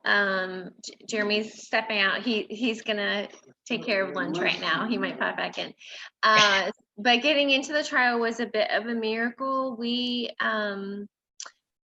everything happened very fast for us because we had a pediatrician who knew our family very well and just listened to us. And so he, within a month of concern, had sent us to a neurologist. And then that neurologist wanted to do an assortment of tests, including blood work. And we did the blood work right away. And then they ended up calling us back and upping our appointment by 2 weeks because the SMA test had come back abnormal. And then we officially got the diagnosis when we had the appointment less than a week later. So on the day of the diagnosis, when we got the diagnosis from the neurologist, it was a neurologist in a different area of Florida who knew nothing of SMA, and we walked away from that appointment devastated. Just basically, he told us to go home and just, you know, love our son, and by the grace of God, though, he did an amazing thing. He knew nothing of SMA. Actually, in the appointment, he handed us a Wikipedia page, but he did an amazing thing after we left. He reached out to Orlando, where there was a children's hospital, the Nemours Children's Hospital, and through, I guess, the neurology networking, he knew that there was a doctor there doing a clinical trial for SMA. And then that very same day, later that evening, we were able to speak on the phone with Dr. Finkel, who's the lead neurologist in Florida and does a ton of stuff with SMA and other neurological diseases. And he told us about the clinical trial. But he also told us that Asher had 3 days, based on his age, to get into the trial. Otherwise, he would age out. So within 3 days, we were at Nemours Children's Hospital and doing, you know, everything we could to get into the trial. So it was kind of a crazy experience in that respect. We knew nothing of SMA. We had never had any family history, and we went from diagnosis to clinical trial. Awesome. And you say he's been on it since 4 months. Yeah, his first injection, I think he was 7 months old. Mm-hmm. So since 7 months old, and that was in October of 2014. So his loading doses were done by, I believe it was January. Oh, sorry, I always do that. 2013, and his loading doses were done by January of 2014. Okay, so we've got some questions coming in from the community now. Mm-hmm. So, first question: when did you first start to see signs of strength? So just to kind of give a background, Asher, he was an infant who never sat up, never crawled, and didn't ever roll over. By the age of 6 months, I mean, he definitely was not meeting milestones. However, he was on the stronger end. He did still have his swallow, so he nursed and he was bottle fed. At 6 months old, before we got his diagnosis, we tried baby food and he could not eat it. He showed, which again, we didn't know, but he did show signs of choking, and he spit out most of what he tried to eat. And which was, again, another miracle because we didn't know. He had moderate use of his arms. He could hold like lightweight objects, and basically from the waist down, he had no movement. He was born healthy. He was 9 pounds 4 ounces. He was huge, very big baby, gained weight very quickly, which was part of the thing of why we suspected, you know, he was fine. He just was a big lazy baby. But anyhow, so fast forward to the point that he started receiving treatment. He had lost the ability to push up from his belly, which was the only thing he was able to do. And he was able to turn his head if he was on his belly. So after the loading doses, immediately, actually, he began to move his legs, and he started lifting his legs. And then it wasn't until he was 1 year and a month old, so this was now April of 2014, he first began to sit up unassisted just for a few seconds. And then, you know, just within that 6 months, you could definitely see, you know, improvement of strength, especially in his lower extremities, because he had nothing at that point. and when we began therapy, he was about 15 months old. And even therapy was minimal, but we did things like put him in a stander, even though he wasn't technically bearing weight on his legs yet. So that was kind of like our initial things that we saw. Wow, questions are flooding in. So I'm going to crack through these. How does Asher get Spinraza administrated? It's still intrathecally. That's the only way Spinraza is administered. So every 4 months, he receives the spinal tap, and the technical procedure is the 12 milligrams of the drug or of the spine fluid is removed in order for the 12 milligrams to be inserted. And he started on the trial where it was a 12 milligram dose. There was a phase prior to that where I think it was a 6 milligram dose. So he's always been on the 12 milligram dose, and it's always been an every 4 months. And does he cope with the lump punctures okay, or the injections okay? Yeah, so as an infant, he was very weak. And so when we first began the treatments, he was awake during that. And it was about 10 doses in that. So he was probably around 3 years old, almost 4 years old. And he was too strong to hold down, and also being an infant, not really liking the procedure, we made the decision to start doing it under sedation. And so he ended up, he's now been sedated for 10 more of those procedures. So in total, he's had 20 treatments, and half of them have been under sedation. So general, as opposed to no, so it's a local anesthetic, and then the I always mess up the name. What's the name of it?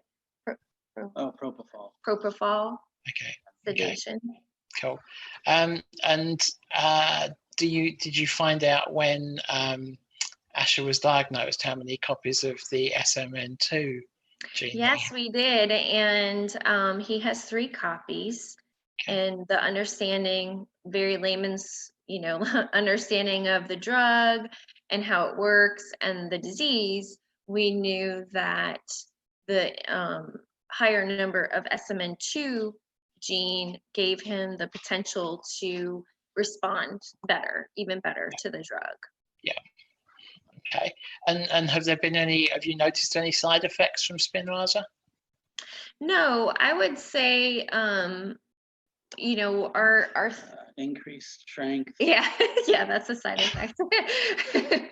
I would say he has had, I think if we were to use or look at the published side effects, we would have to say yes, he has had a fever that comes about, and it's kind of unexplained, and no one else is getting sick, but not anything that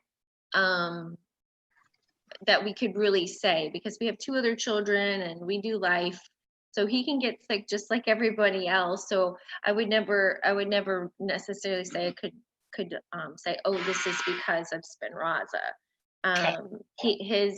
His treatments have always gone very well. He's only had, so with the intrathecal injection, you are susceptible to the headaches that can come if there's any complications with the procedure. And he has had 2 spinal headaches in the 20 doses that he has had. But some of that has been addressed, and we do all the things that when you have a procedure like that yeah, I don't think they can see her. The dog came over to get some love while we're talking. So we try to make sure he remains flat, which is, you're told to do at least an hour after the procedure. And the size of the needle can also affect sometimes and again, I'm not an expert in that, so you'd have to ask, but those are the two main things. And obviously, as Asher's gotten older and more active, we try to minimize his activity post-injection. Not that we're told to do that, but we just feel like it could help, also prevent any issues with the headaches and stuff. So. Okay. So I've got two questions that I'm going to roll into one. Okay. They're still coming in thick and fast. Okay. Do you envisage Asher receiving Spinraza for the rest of his life, and kind of a follow-up to that, if they came out with a oral administered drug as is planned with Roche on the horizon, would you switch? This is an ongoing conversation that we have. I'm very excited about risdiplam, or really anything less invasive than a spinal tap every 4 months. Usually when we're talking to people, I'll say, how many spinal taps have you had in your life? And, I mean, it's a big procedure, but I will say for us, the other thing, the idea of it being simpler, less invasive, obviously is something that we're hoping for down the road. However, just to make the decision to do the clinical trial for Spinraza, and to see the way that it has benefited Asher, we can't not think of the future and think of like, well, what would it, what could be the risk of coming off of this treatment that's already been amazing for him. So that's a thing, like also the ability for Biogen to collect long-term data is something that we are taking seriously. Like because Asher is a part of the clinical trial and they can continue taking the data, we really feel like that's a value to our community. So these are, I mean, we're still exploring our thoughts and feelings on it all because of the whole big picture, the ethical questions that we have to ask ourselves, the things that are in the best interest for our son and our family, and the consideration of our community. It's a real challenge because I have SMA type 2 myself, and I don't receive any treatment at the moment because the UK is like miles behind you guys. But it really is that question of, would you leave something that is working for something that it's working for everybody else, but you have no idea whether or not it's going to be as effective for Asher? Yeah, and every treatment, I mean, I'm making a very broad statement here, but every treatment is not going to, I think, or any treatment, I should say, that's offered is going to necessarily work the same for every child. And we've already seen that, right? We've already seen that with Spinraza. There's plenty of families who are definitely seeing the benefit, and there's plenty of families who aren't seeing as much as they thought that they would, at least in social circles that we talk among, and we know that our experience has been kind of like lightning in a bottle, which is amazing and great. But anytime a family asks us just questions about what we do for Asher, his therapy regimens, his nutrition regimens, all that, I always have to preface and tell families that, this is not like a secret recipe, with Asher. It really is like just a combination of, timing and the drug working for his body, and I think a big, huge factor is his temperament and his personality. He has a lot of drive for a little boy, and when he sets his mind to something, he really, really works hard at trying to accomplish whatever that is within the capacity and his ability to do it. So. Okay. Another question's come in.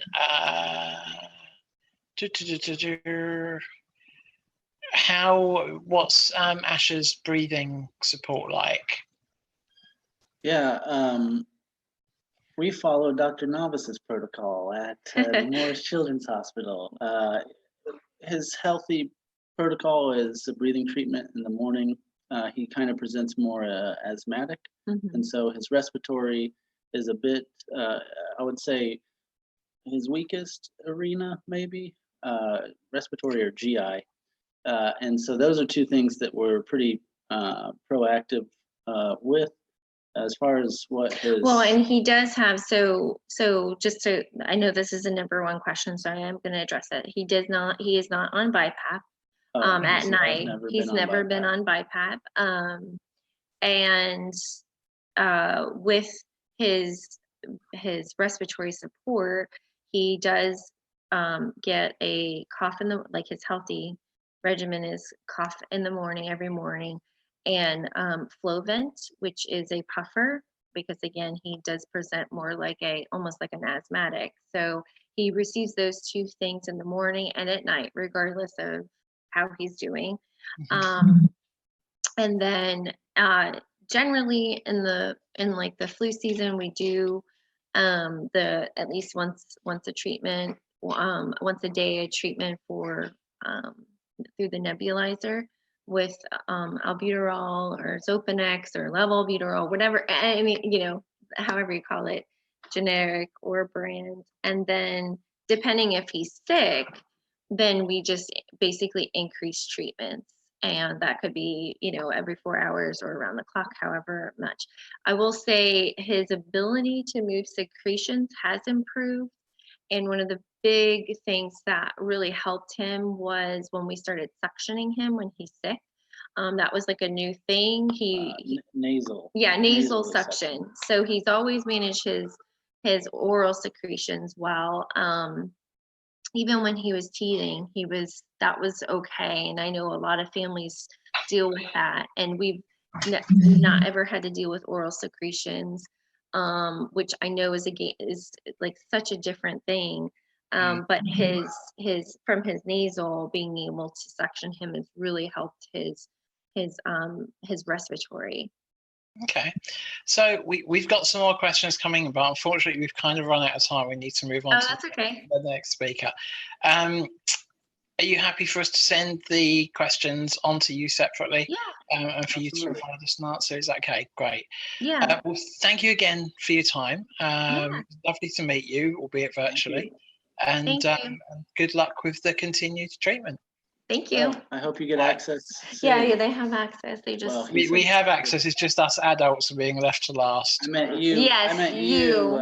Thank you very much. Yeah. Take care, guys. Thank you. Bye.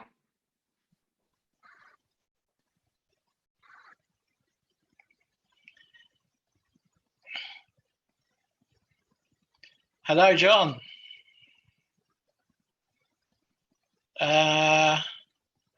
We can see you, John.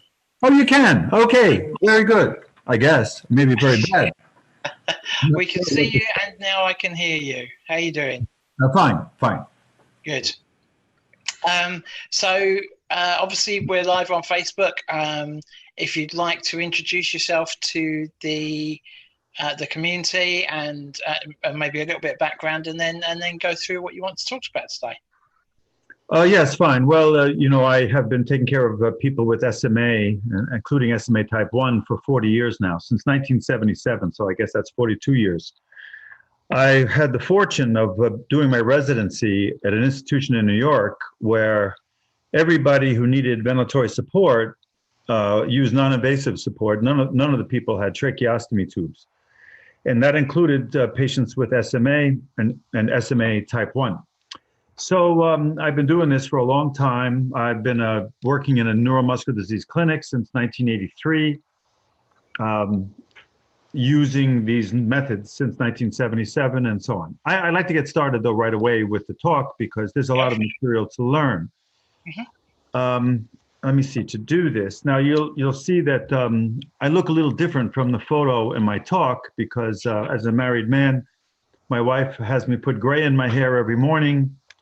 Just to make you look distinguished. To make me look, well, whatever the reason is, I don't know exactly, but how let me see, I will. You should have an option to. There, now do you see Rutgers? You see that, right? Not quite yet. If you click share. Oh, Oh, I have to click share. All right. Click share, which I think should be at the bottom of the screen. Oh, all right. Let me minimize this. Oh, okay. Yes, share. Okay, right. And then when you click share, it will tell you. Screen. I hit screen, right? It'll ask you what to share. There you go. Okay, now we're sharing. We're sharing. Yes. Good. All right, and F5. Good. Okay. So that's sort of what I really look like with my hair, natural, without that gray that I put in every morning. And so we're going to talk about non-invasive management for SMA. First, the term NIV is used very commonly, and that stands for non-invasive ventilation. But that really has come to mean continuous positive airway pressure, which is what is used for old people who snore, or bi-level positive airway pressure, otherwise known as BiPAP. And that's also used for old people who snore. It's never used at ventilatory support settings or settings that will rest the inspiratory muscles, which is what people with weak muscles need.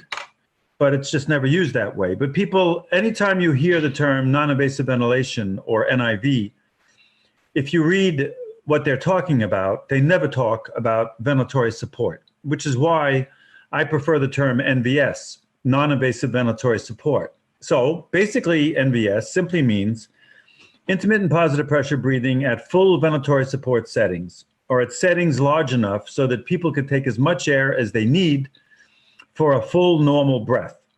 And now ventilators can be set to deliver volume or pressure. When bi-level is used by pressure settings, but to give ventilatory support using bi-level, you have to have a inspiratory pressure of about 24, because you cannot turn off the expiratory pressure, but you can put it down to 4. So you're getting air when you inhale to give you a deeper breath, but then it's giving you air to stop you from exhaling, which is not only uncomfortable and unnecessary, but it is counterproductive. So I don't use a BiPAP or bi-level positive airway pressure because it's simply not optimal. But if it's used at pressures of 24 centimeters of water, inspiratory, and the expiratory pressure is minimum, it can be used for non-invasive ventilatory support.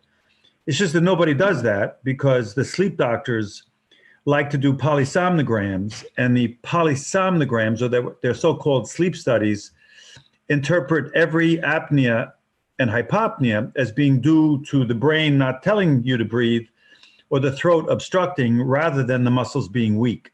It's a complete misunderstanding, but doctors can order polysomnograms, these sleep studies, and also they're used to treating people with obstructive sleep apneas, and so they basically treat everybody the same way, even when the problem is not central or obstructive, but inspiratory muscle weakness. So there are 3 aspects to managing people non-invasively. There's long-term non-invasive support.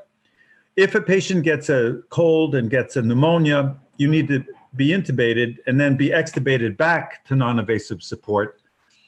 And most people with weak muscles also need access to mechanical insufflation, exsufflation, or devices. The best known are, for example, the Nippy machine in England, the Cough Assist in the United States, and so on. There are now 9 countries basically making Cough Assists or mechanical insufflation, exsufflation devices.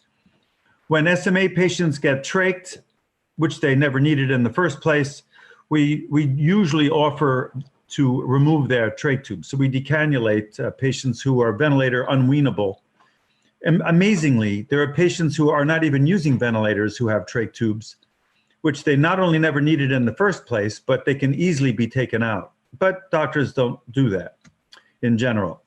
So who does need tracheostomy tubes? Right off the bat, I will tell you that nobody with SMA should ever need a tracheostomy tube.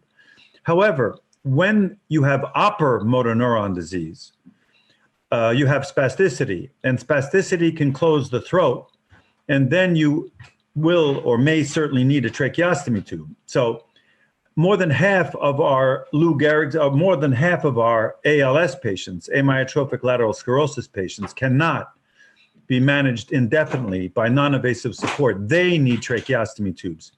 Many patients with cerebral palsy or stroke or traumatic brain injury with opera motor neuron disease may need tracheostomy tubes. With SMA, the problem is strictly anterior motor neurons or the lower motor neuron disease, which is why they never need tracheostomy tubes. People with myopathies never need tracheostomy tubes. People with muscular dystrophy never need tracheostomy tubes for ventilatory support. So now you see two brothers here with SMA type 1. Basically, they have SMA type 0 because both were 24-hour vent dependent before 6 months of age. The older boy, Michael, up on top, I told his parents in 1995, 1996 that he would be dead within 1 year if he didn't have a tracheostomy tube. Mom got pregnant again and had another child with even more severe SMA type 1, 24-hour vent dependent from 4 months of age. These children were never able to make a vowel sound or a consonant sound, and they have had no muscle movement at all, except for some movement of their eyes since they were infants. But they didn't die in 1 year, and this is what they look like in 2010 at Yankee Stadium, 2012, 2016, and this is what they look like 2 weeks ago. Now they're 24 years old and 23 years old. They have absolutely no muscle movement except for movement of their eyes. They've had 0 milliliters of vital capacity. That means they're not able to breathe a single milliliter of air. Normally, we have about 5,000 milliliters of air, and a normal breath is 500 milliliters. They have 0 since they were small children, but they do not have tracheostomy tubes. The interesting thing about them is that they also do not have gastrostomy tubes, but they have had nasogastric tubes, and you can see the tube coming through their nose since they were 4 months old. So they haven't been able to take anything by mouth since they were 4 months old. They haven't been able to breathe since that time at all. And yet they still have nasogastric tubes. Now, most doctors, including myself, would assume that the nasogastric tube would interfere with the nasal ventilation, but that's not the case. I did tell the parents that they needed gastrostomy tubes, but they refused. And of course, they refused the tracheostomy tubes. This is a child with typical spinal muscular atrophy type 1. We put him on nasal ventilation when he was 12 months old. I told his parents that he'd be dead within 1 year without a tracheostomy tube because these parents have little or no bulbar muscle function. They have little or no throat muscle function. So as doctors, we assume that they would not be able to protect their airways. But I was a little bit off on him also. Here he is doing trick or treat when he was 4 years old with his brothers and sister. And here he is at 16 and a half years of age on nasal ventilation. Now, actually, he was intubated for 24 hours. We extubated him back to nasal ventilation and sent him home. Here he is now, he's 25 years old with SMA type 1, no tracheostomy tube, 24-hour dependent on nasal ventilation, but he's very happy. He can speak. It's not easy to understand. His parents understand him. If anyone with SMA type 1 gets a tracheostomy tube, they will never breathe again on their own, and they will never develop the ability to speak. If they speak before they get a trach tube, most people lose that, but not everybody. However, everybody with typical SMA type 1, when they get trached, if they're not extubated the way we do it, the success rate is only 6%. But the way we do it, our success rate is essentially 100%. None of the patients need tracheostomy tubes, and 80% develop effective speech. And we have about 100 of these patients on continuous non-invasive ventilatory support.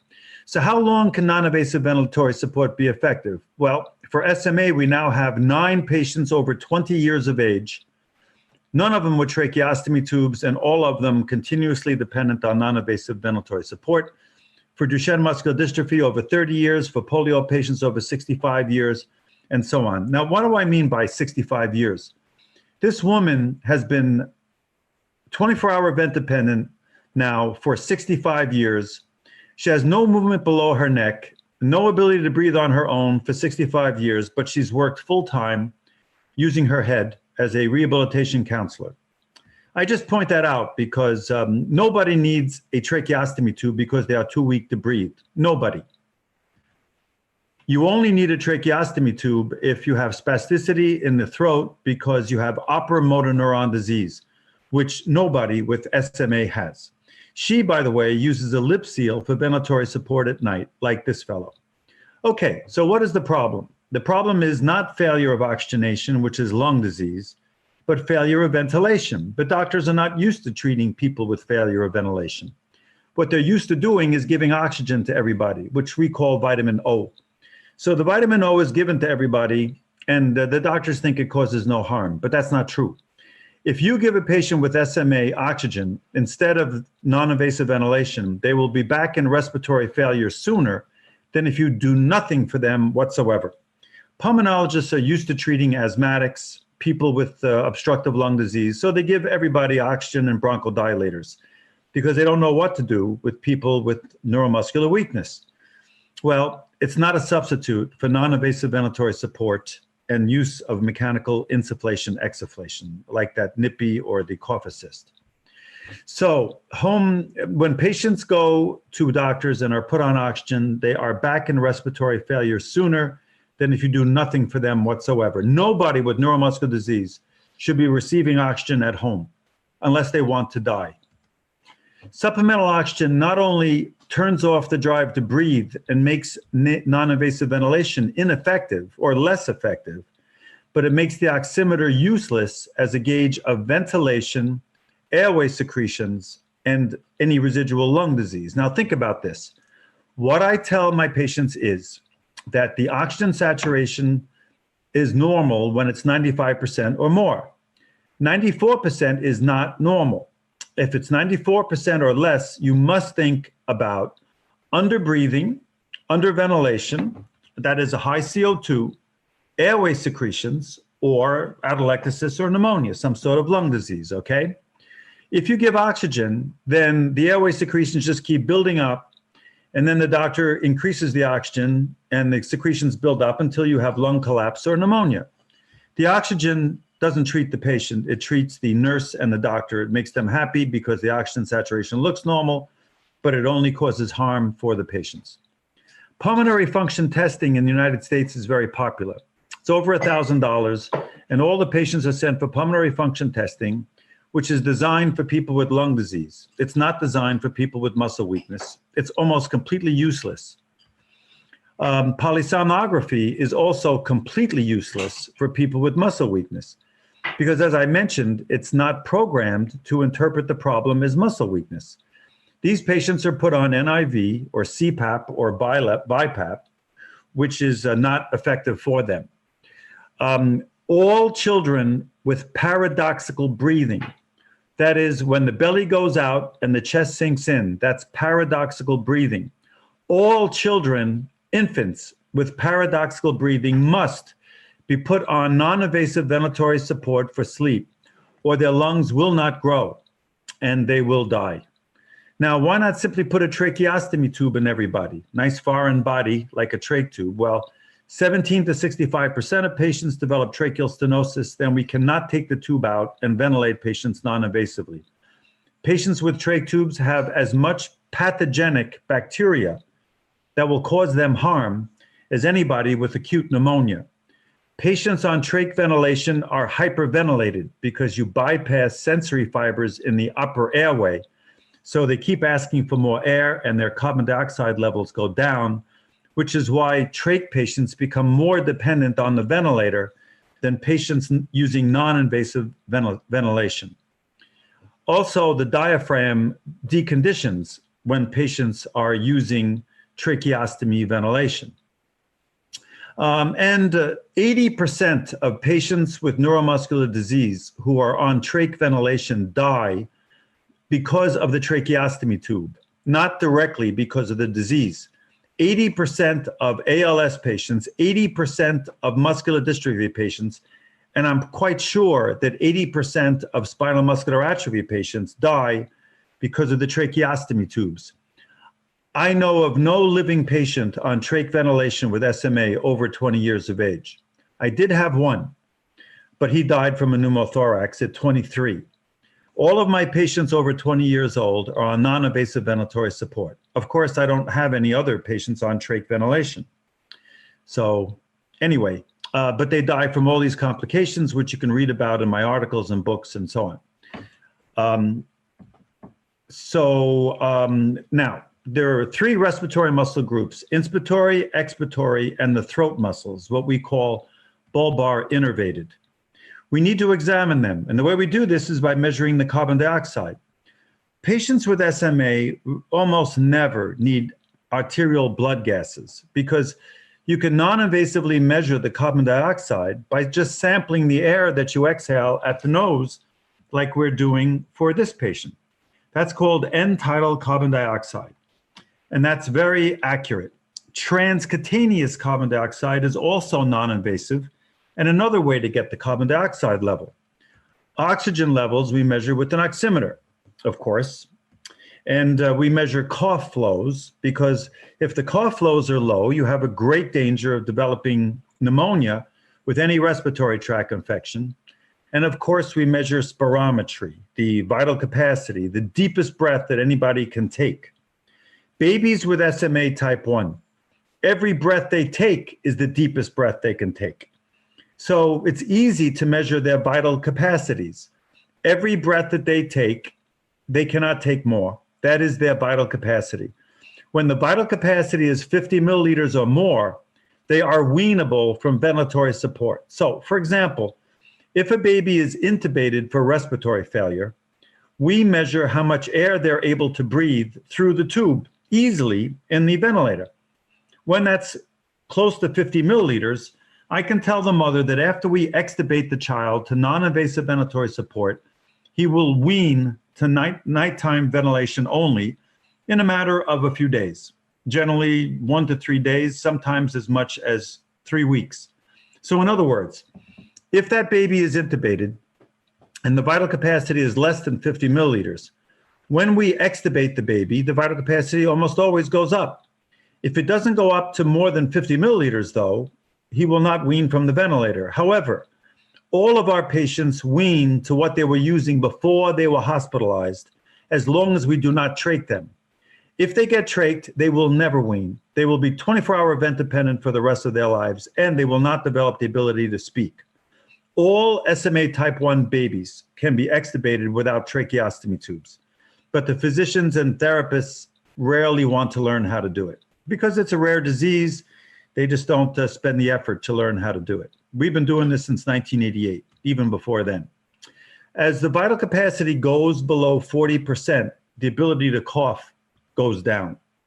So our goals are to permit normal lung growth in children and chest expansion by doing range of motion or lung volume recruitment. Our second goal is to optimize cough flows so that patients don't get pneumonia and respiratory failure. And the third is to maintain normal ventilation around the clock. There is active lung volume recruitment, which kids with SMA type 3 and 4 can do. But with SMA type 1 and 2, they cannot do active lung volume recruitment because it depends on holding deep volumes of air with the throat. When patients with mild SMA type 2 and 3 do this, we give them consecutive volumes of air that they hold with their throats to what we call the maximum lung insufflation capacity. Then they blow that air into the spirometer, and that tells us how strong their throat is and how compliant, how loose and healthy their lungs are. Now, that's to promote lung growth and maintain the compliance or the health of the lungs. The second goal is to increase the cough flows because mucus plugging is the primary cause of lung collapse, pneumonia, failure to wean, and pneumonia. 90% of the mortality in SMA and other neuromuscular diseases in children is caused by ineffective coughing. It's not caused by ineffective NIV, as all the articles write. And this is in part because when we breathe, our normal volume of air is about 0.5 liter. However, when we cough, a normal cough volume is 4 or 5 times that. 2.3 liters of air is a normal cough volume. So we don't empty our lungs to cough. we take a deep breath and cough. If we have a low vital capacity, your cough flows are going to be low. So number one, you need to get a deep breath to cough with. We measure the cough flows. When they're below 270 to 300 liters a minute, the patient has an increased risk of pneumonia and respiratory failure when they get colds.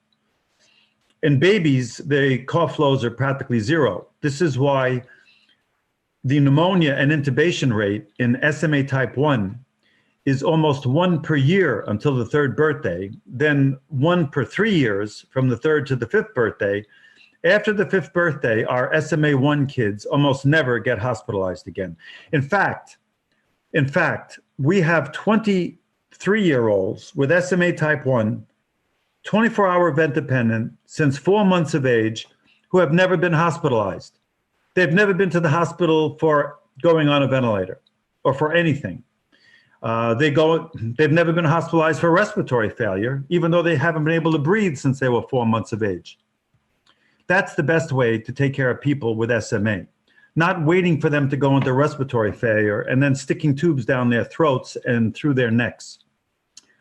Now, this is active lung volume recruitment for older patients with SMA, that is SMA type 3 and 4 in general, and some SMA type 2s.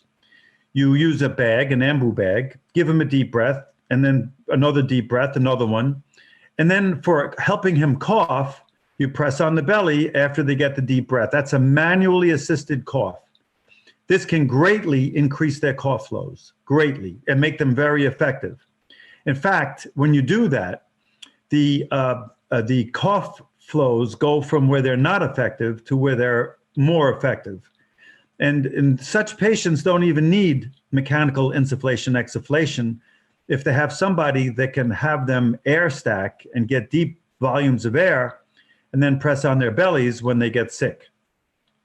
However, this is a Philips cough assist, an insufflator, exsufflator, and it's always used incorrectly. The cough assist or the inexsufflator, the NIPI, should always be used at 40 to 60 centimeters of water pressure through the mask. And when used through a tube, like an intubation tube or a trach tube, it must be used at 60 to 70 centimeters of water. Why is it always used wrong? Because doctors are terrified by barotrauma, the machine inflating the lung too much and having a pneumothorax. It does not happen. It is extremely rare. I've been using this for 40 years on thousands of patients. We've had 1 pneumothorax, and it's always in a patient who's dependent on a ventilator. So in other words, it simply is extremely rare.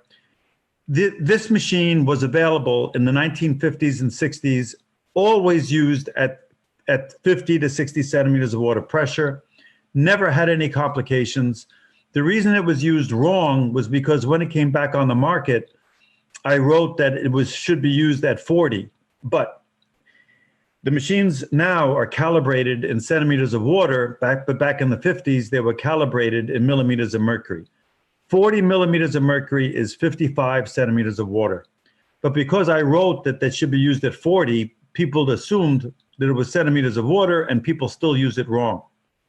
Anyway, this is a little Japanese patient whose trach tube was removed, and we used the cough assist to clear the secretions there. So again, you have to use it at 40 to 60 centimeters of water pressure. Even on infants, we use it at that pressure. But you time it to the infant's breathing, the insufflation time to the inhalation, the exsufflation to the exhalation. And with the cough assist, you can let the infant trigger it by using something called the cough track.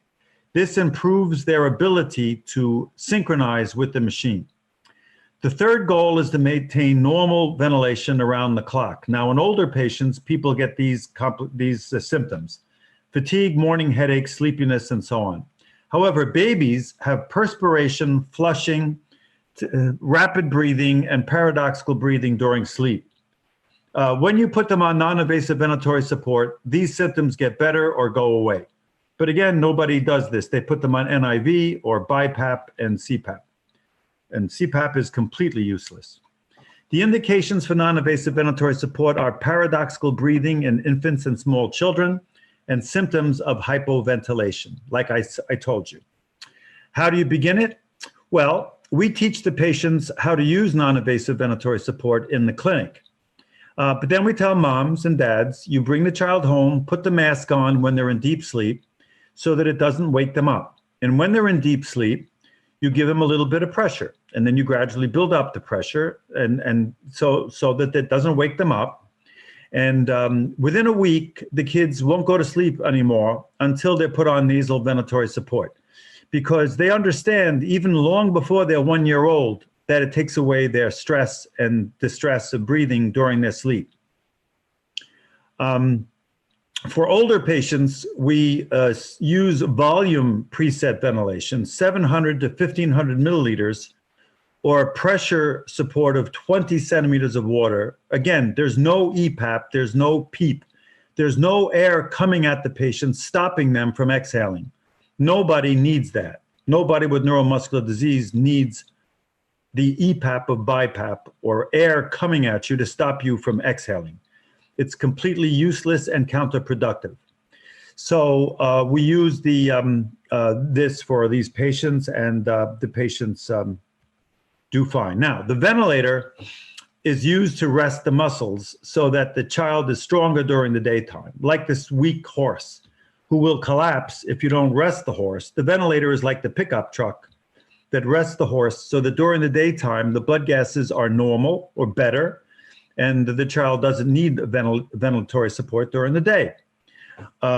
Again, almost nowhere in England, almost nowhere, or anywhere else for that matter, including the United States, are ventilators used this way. They're used, BiPAP is used instead in most places at inadequate settings to rest the muscles and for ventilatory support. We don't use BiPAP, we use portable ventilators, and there are many on the market. There's the Vosin, the Nippy, the LTV, the Trilogy, and so on. This is the Trilogy. Now, we used to have to fabricate nasal interfaces for infants with SMA type 1. Now, there are many, many interfaces available from many companies, even for newborns. The KISS trigger on the Philips Trilogy is very useful because it permits patients to trigger the ventilator so you can set the backup rate to 0 and certain annoying alarms can be shut off. I want to mention before I stop and maybe get some questions that the pneumobelt is very useful for older patients with neuromuscular disease, because there's nothing in the nose, the mouth, or the neck, and it goes on the belly and ventilates the lungs. It's wonderful for many patients with SMA type 2 or type 3. And the ventilator delivers the air to the belt, not to the mouth or the nose. How do we avoid respiratory failure and trach tubes? Every patient has to have an oximeter.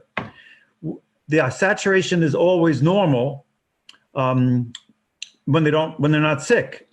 Remember, like I said before, when the saturation is less than 95%, it can only be because the carbon dioxide is high and you need increased ventilation, which can always be done non-invasively. It could be because of airway secretions, in which case you need to use mechanical insufflation, exsufflation. Or if you don't do that, you end up with lung disease. So our patients learn this, and they usually stay free of pneumonia and respiratory failure. But if they get pneumonia and respiratory failure, we extubate them without you ever going to tracheostomies. Extubation and decannulation. I just want to tell you again that none of the patients with SMA type 1 should require tracheostomy tubes. We extubate them when their lungs are clear. Now, one of the things we do that's critical is when patients are intubated, we use the inexsufflator through the translaryngeal tube to clear the secretions until the oxygen saturation baseline becomes normal. That is 95% or more for 12 to 24 hours or more. We don't extubate anybody who gets or needs oxygen. We discontinue the oxygen by using the cough assist through the translaryngeal tube until the lungs are healthy. The lungs may never get healthy if you don't do this. So the critical care doctors think that people need trach tubes. That's because they don't remove the secretions by using the cough assist through the tube. Once the patients are fully alert, not on sedative medications, and their oxygen saturations are normal without getting oxygen, we extubate them to non-invasive ventilatory support. This is a patient with SMA type 2. We extubate her to this device. Now, this is an interface that blocks air from leaking out of the nose and delivers air through the mouth. And it's really wonderful for extubating difficult people, you see. Then we use the cough assist through our patients or the inexaflator and so on. In fact, we first extubated her when she was 3 years old. And then when she was 29, she got another pneumonia and respiratory failure, was transferred to us from another hospital where she failed 2 extubation attempts and was not weanable from the ventilator. But we extubated her, sent her back home. She's a teacher. This is a 26-year-old with SMA type 1. This girl was intubated more than 10 times before she was 11 years old. Each time she was transferred to us, we extubated her, sent her back home. She has not been intubated since she was 12 years old. That was 14 years ago. She's 24-hour dependent on non-invasive ventilation. These 2 boys became 24-hour vent dependent without going to the hospital, and they still have nasogastric tubes. However, each one was hospitalized and intubated once for pneumonia, one when he was 8 years old, the other when he was 12 years old. After a week of using the cough assist through the tube, their lungs got healthy and we extubated them back to non-invasive ventilatory support and so on. They will never get tracheostomy tubes any more than this boy will. Now, this boy actually was intubated 10 times before the age of 4.5. Each time he had to come to us, be transferred to us, and we extubated him back to non-invasive support, sent him back home. Then from 4.5 to 16.5, he was never hospitalized. But at 16.5, he had bronchitis, was exhausted with using the cough assist through 24 hours a day for 2 weeks. He and his parents were exhausted. He came to the hospital. We intubated him for 24 hours, then extubated him back to non-invasive ventilation and sent him back home. That was 9 years ago. Now he's 25 years old, SMA type 1. And I published 2 articles on extubating unweanable people. The first one, there was 23 patients with SMA. The last one in 2015, we published, there were 26 patients with SMA, almost all of them with SMA, 26 with SMA type 1, and some others with SMA type 2 and 3. We also take the tracheostomy tubes out of patients who are unweanable. There are 22 centers in 18 countries now who do this and are on our website. We have none in England. So I hope that there are some now that are permitting their patients to use 24-hour non-invasive ventilatory support to come on our website, and especially centers that will extubate people back to non-invasive ventilatory support so that they don't die from the tracheostomy tubes unnecessarily put into their throats. Interestingly, even the Muscular Dystrophy Association in the United States wrote that respiratory education is done in 22% of the clinics and clinic visits. This, frankly, is a disgrace.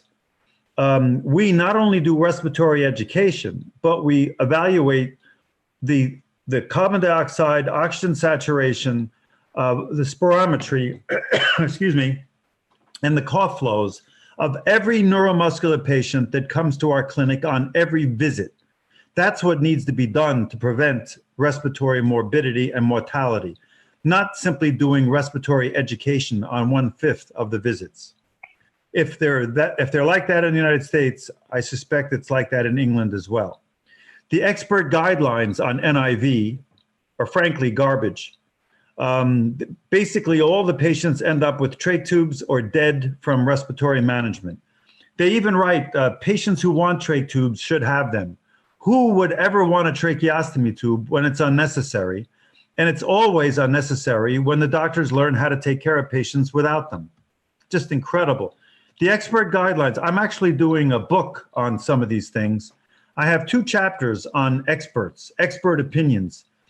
And you will get a kick out of reading them when I finish the book and publish it, because they're not only tragic, they're disgraceful. John, I'm going to have to. That's fine. That's fine. That's fine. There are some questions. What I'd quite like to do, if you don't mind, is I've got a couple of questions that I'll ask you quickly now from people. Sure. But can I send you the questions after the event for you to answer, and then we can pass them back to the people who asked? Well, sure. You can't ask me them now. I can answer them. It's just that we've got obviously other speakers. Okay, I got it. All right. Let me just tell you this website, breathenbs.com. All the centers that do non-invasive humane management around the world are in there. There are very few in the United States. So breathenbs.com for more information. Probably your questions could be answered from that website too. Okay, but I'd be happy to answer. And is that do you have a website as well? I have 3 websites, but the main one that I want to refer you to is breathenbs.com. Okay. I have 7 books on neuromuscular disease management. The last one was 2004. I'm updating it now, but it's not printed yet. Okay. But when it is, it'll be available from the website. Okay, perfect. So quick question from Kerry. Why would my son's saturations be worse while on BiPAP? His setting is 14.4. Well, because first of all, he's not on adequate settings of BiPAP, and he's not in synchrony with the BiPAP. Someone needs to be in synchrony with the machine, or it'll actually be more difficult for them to breathe than actually help them. So you need to see every center that takes care of people with SMA type 1 should have a specifically trained respiratory therapist who understands non-invasive management. You cannot have any respiratory therapist. Now, in England, you don't even have respiratory therapists. You have nurses and physiotherapists who specialize in respiratory management, but they do not understand non-invasive ventilatory support. Everybody on BiPAP is on a passive ventilator circuit with an interface with holes in it. This is not the way to take care of patients. We have interfaces with no holes, and we have tubing with an exhalation valve called an active circuit on a portable ventilator where there is no EPAP or air stopping you from breathing. I recommend you read breathenbs.com or get one of my old books or any of my 270 articles and give them to your doctors and ask them to please learn how to use non-invasive ventilatory support for the patients before they end up going into respiratory failure and then dying or being urged to get tracheostomy tubes, which they should not need. Brilliant. And one other question, and then we really must wrap up. Yeah. How many seconds should a cough assist be set at? A cough assist should never be set by the seconds. You have to set it by looking at the patient. The cough assist should be, the pressure must be 50 to 60 centimeters of water. And then you watch the chest until it stops expanding. Then you go to the negative pressure until it stops emptying. You never set a time on the cough assist because if it's too short, you don't get adequate flows. And if it's too long, you risk getting barotrauma. Okay. One more very, very last question, and then that is it. I could literally have you on here for hours. Are there any doctors in the UK that follow good practice? Are there doctors in the UK? Yeah, do you know of, there's Michelle Chatwin, and there's she works with Dr. Anita Simmons. They do wonderfully with their patients. The problem I think they may have is that when patients get intubated for respiratory failure, it's hard to find intensive care doctors that will extubate them back to non-invasive support. But they certainly have patients on 24-hour non-invasive ventilatory support. I think Dr. Bush does. And there's another doctor in London right now whose name escapes me. Oh, boy. But you see, the critical doctors, the patients become 24-hour users of non-invasive ventilation all over Europe now, because they're using mouthpiece ventilation, which I first described in 1977, you know. But, and it was used before me, 1953, mouthpiece ventilation. And not only now, patients are using it. But the problem is that when they get sick and become, when they're not weanable and they're intubated, the intensive care doctors want to simply put a tube in their throats and send them out. And that's the problem. You need intensive care doctors that will extubate the patients back to non-invasive support the way we described it in our 2 articles from You're chest. brilliant. You are absolutely brilliant, John. Thank you very much for your time today. Sorry I couldn't have you on here for hours. That's okay. But I will ping you some questions if that's okay. That's fine. Absolutely, Andy. Thank you, John. You're very welcome. Bye-bye. Bye-bye. Bye-bye.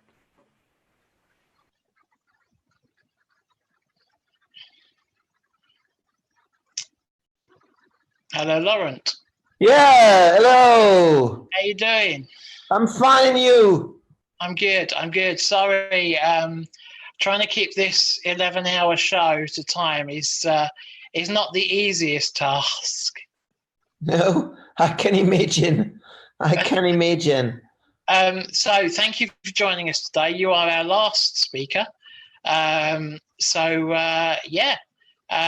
hand over to you. If you could give people a little bit of background and then go through your presentation, then or talk, then that's great. So over to you. Yeah. So can you see my screen? I can see you. If you click on the share, yeah, that's it.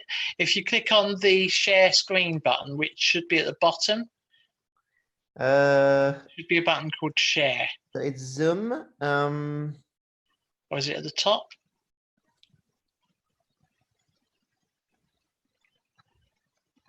If you hover your mouse at the bottom of the screen. Yeah.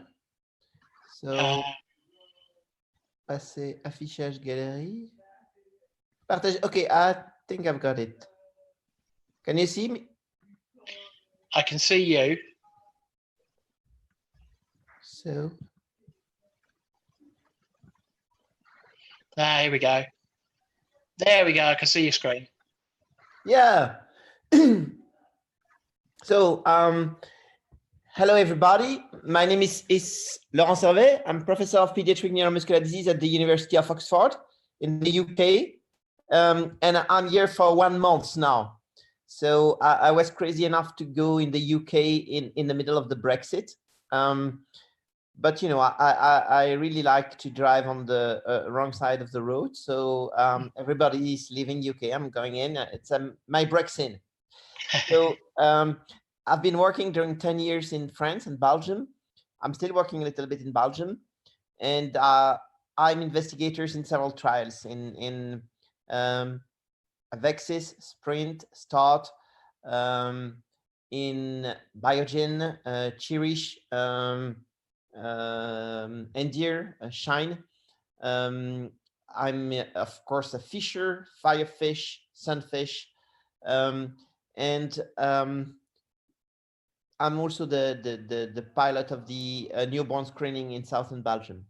So that's a little bit of the background in spinal muscular atrophy. My interest is not only newborn screening, it's also all the way, the outcome measures that we can use to be sure that the treatment is working in individual patient. What I used to say is that I learn more from the patients that they learn from me. And so I've chosen this picture to start with. These are two patients from southern Belgium. They have both SMA, and they came to see me in my consultation in Liège, and they told me something very important for me that I used to remind all the time. It's with the spinal muscular atrophy, everything is more tiring, everything is more complex. Going to school, to university, keeping a job, a girlfriend, everything is more complex, but everything is possible. And they demonstrated Okay, I cannot move my slides. No, if you just click on your.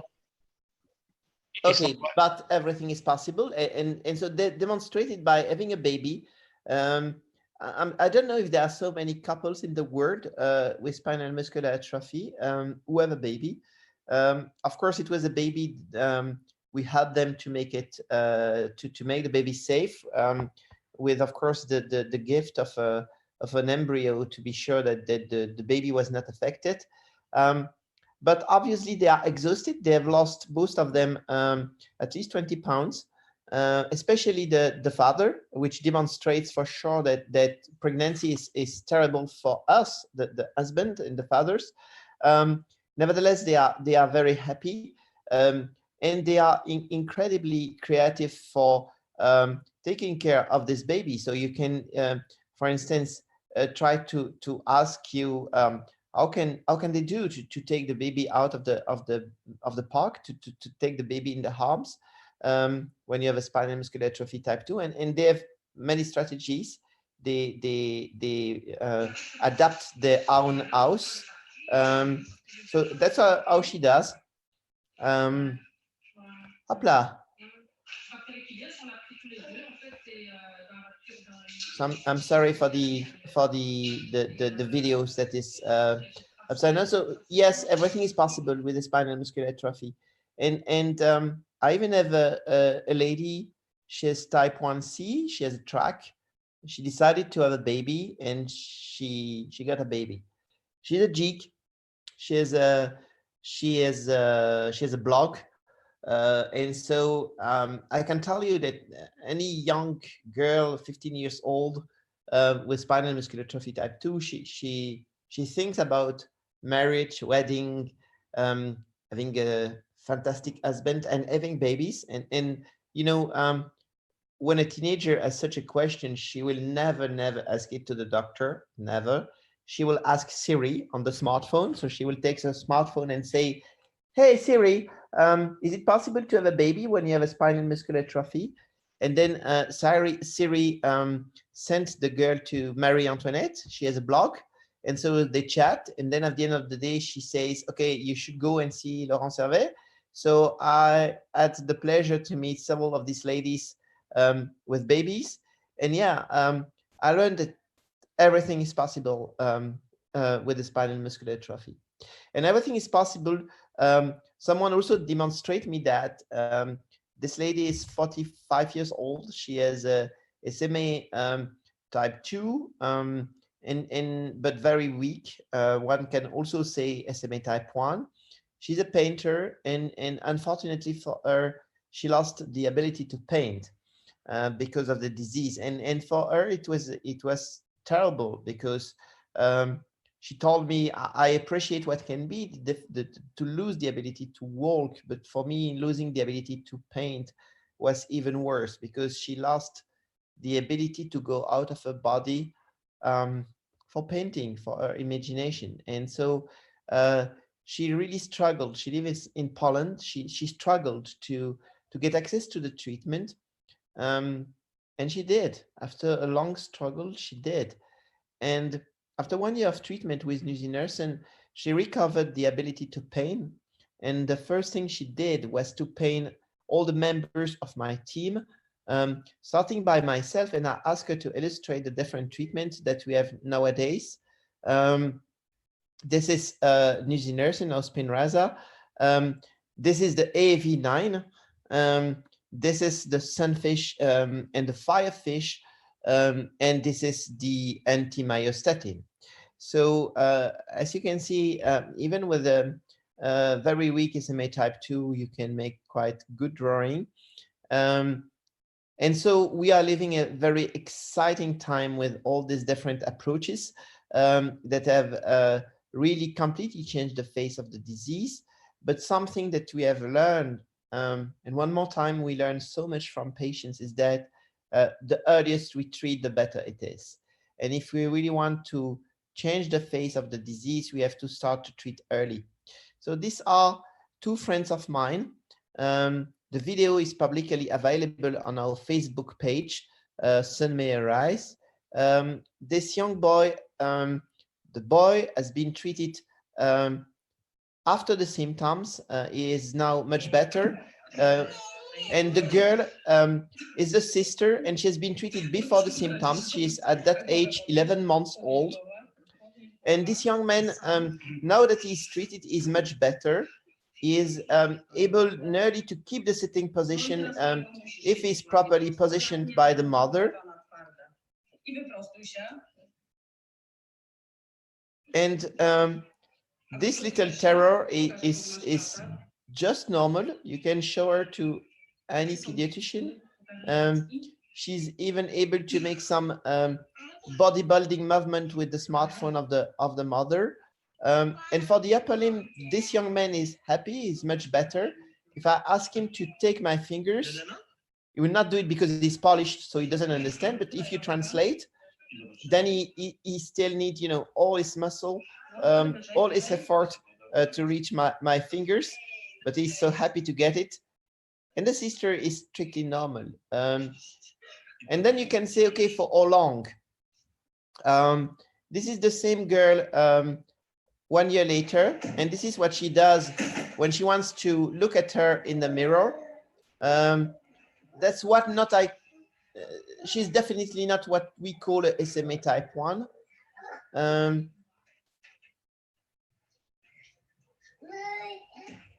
Then you can guess how is she going to do to go down. And you see the brother, he still needs his hand to support his head. But she is quite, you know, skilly, and she will manage to go down the table using the big yellow plastic duck test. 1 year later, we don't know how to test her, so we invented in Paris a new test that is called the 10 stairs carrying baby test. But she reached the ceiling of the test, so we had to invent a new test for her. That was 6 months ago, the 10 stairs carrying, the 10 stairs carrying bike test. So she is definitely not a typical SMA type 1 patient. When you have such patients, you dream every night about newborn screening, and you think every day about newborn screening. And one day, a football player came to me and told me, I really like what you do. I want to support you. I want to help you. And he gave me 100,000 euro just for my researches. And he said, do what you want. I don't mind. And so I was so surprised with this 100,000 euro, and that I decided to hire a project manager and to move for newborn screening. So we wanted to organize newborn screening in southern Belgium in less than 1 year. And finally, it was not less than 1 year. We organized newborn screening in 6 months. So we started newborn screening in March 5th, 2018. This is my partners in crime, Tamara, François, and Jean-Hubert. We have screened so far 50,000 newborn, and we have identified 6 cases. I haven't seen in southern Belgium SMA, a new symptomatic SMA patient since then, which means that, and this is this statue comes from my hometown, Namur, and is the man who is measuring the clouds. It's a measure of utopia. But for 2 years, nearly 2 years now, we haven't seen a SMA, new SMA patients in southern Belgium. And it means that maybe today we know how to make SMA disappear. And we know the road. We just have to screen at birth, and we have to treat patients at birth. I think that it's very important, not only for new patients, but it's also important for existing patients, because if we burn the resources by just waiting that the kids are sick and then to treat them, but then to still have huge disability, this is not going to be sustainable. So I think that it's the interest of the whole community to start newborn screening as soon as we can, and to avoid babies like the brother within the wheelchair, who probably will need sooner or later a ventilation, and to have babies and kids, children running in the community. We know how to do, we just have to do it. And I really wish that we will succeed in the coming years, because this is for me the most important things is not only to treat SMA, but to make SMA disappear. Thank you very much for your attention. That's brilliant, Lauren. I think fascinating. And, you know, I completely agree. Newborn screening now has to be the way forward. As someone who is probably slightly older than your typical patient, I've lived with SMA now for 40 years. And I never dreamed that there would be treatment in my lifetime. So the fact that there is now, you know, almost a cure to wipe out SMA is just amazing. I've got a couple of questions. I know you've got to go soon, but are you okay if I ask you a couple of questions? Yeah, please do. Okay. So question number one, you have shown you can do amazing things with Spinraza. Would you expect to be this the treatment of choice once oral treatments are available? Well, I think that it's incredible that we now have several options. Today in the UK, only Spinraza is approved, but it's very likely that in 5 years we'll have 3 medications at least that are approved and reimbursed, which is it was completely unexpected 5 years ago. I really feel that this is a war against SMA, and a war you need to have several weapons, and all weapons are well accepted and taken and allowed to defeat SMA forever. Spinraza is a very nice weapon. I'm pretty sure that gene therapy also, and then risdiplam also. How things are going to be in 10 years, I don't know, because, you know, this is a fast moving target. We're talking today about 3 drugs, but if maybe in 2 weeks we will learn that with one of these drugs you got very severe adverse events and that everything has to be stopped. So now that we have good efficacy, we have to be sure of the short, middle, and long-term safety of all these drugs. So it's for sure that if you can afford a one-shot therapy at birth and then being off treatment, it's a very attractive solution for parents, because you feel that whatever may happen, you cannot get the drug out of the kid. Even if there is an economic crisis, a crazy prime minister would decide to stop all the reimbursement of treatment, whatever, the drug is inside the baby and cannot be retrieved. So this can be perceived as an advantage. But in terms of safety, it can be also perceived as a cons.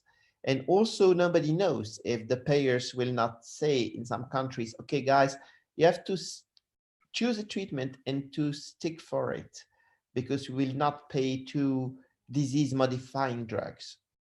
So what's going to happen if a kid is treated at birth with gene therapy and then at the age of 10 years starts having symptoms because the transgene is not expressed more than 10 years? So nobody knows. So I think that all these different approaches are complementary, and maybe and we don't know exactly what the future will be in some weeks, some months, and some years. Okay, so I mean, obviously you're in the UK now. I'm sure you're aware that in the UK, adults have been delayed in receiving Spinraza.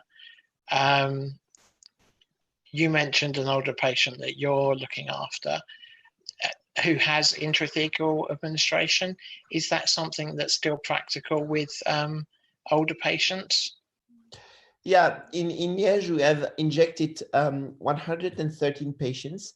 I think the oldest one was 59 years old. We have injected 8 patients, adult patients, more than 18 years, SMA type 1. So as you may imagine, in quite severe condition.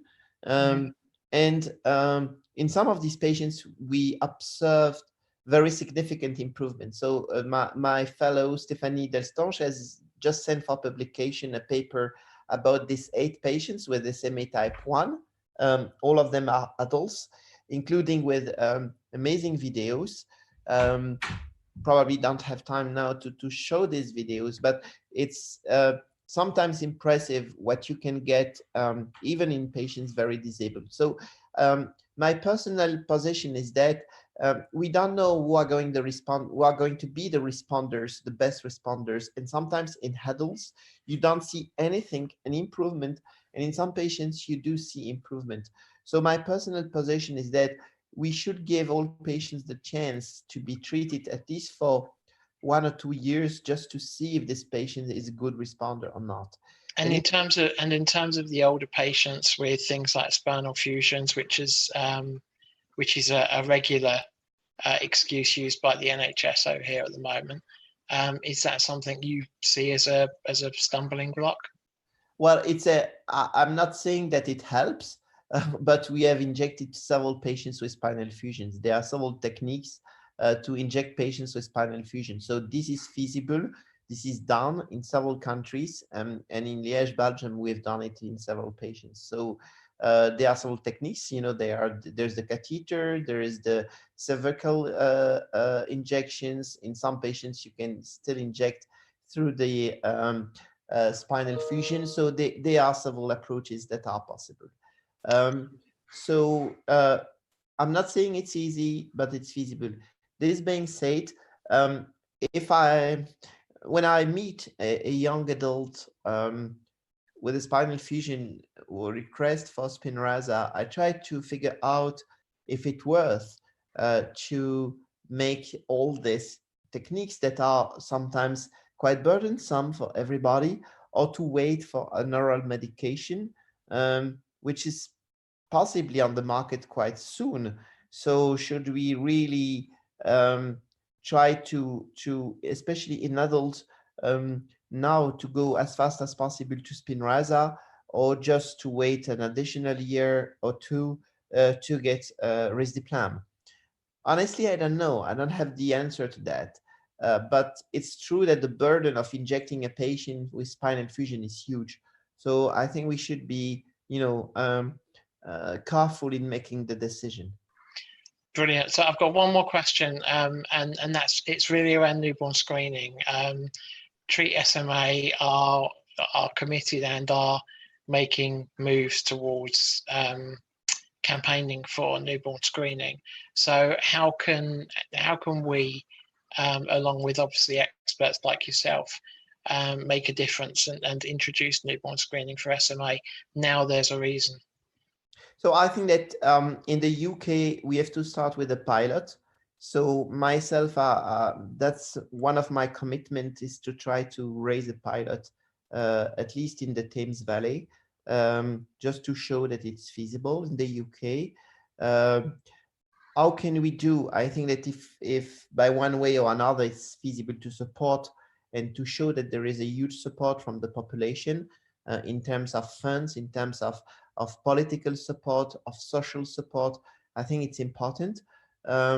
We have a Facebook page, which is now on the screen, that you can connect on, and you can download the videos from this Facebook page in Belgium to show that there was a huge public involvement, and that people were, especially the patients, were supporting, was something that really helped to make the politicians moving. So I think that it's important that this kind of initiative is supported always by the community, because it's very important to understand that newborn screening is not against existing patients. newborn screening will help to keep the physicians, the pneumologists, the orthopedists taking care of the existing populations and not creating new cases of treated SMA type 1 patients will be very burdensome for the pneumologist, the orthopedist. So I think that any support is welcome for making different pilots in the UK to show that it's feasible in the UK and to go for a national screening in the UK. Brilliant. Well, thank you very much for your time, Lauren. Sorry we overrun slightly. Absolutely brilliant and fascinating, and you know, blown away by some of the stories that you told in the slides. So, so thank you very much.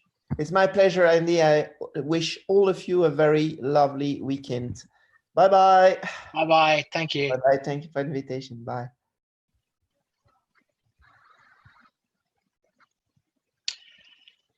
Okay. Well, that was our last speaker for the day.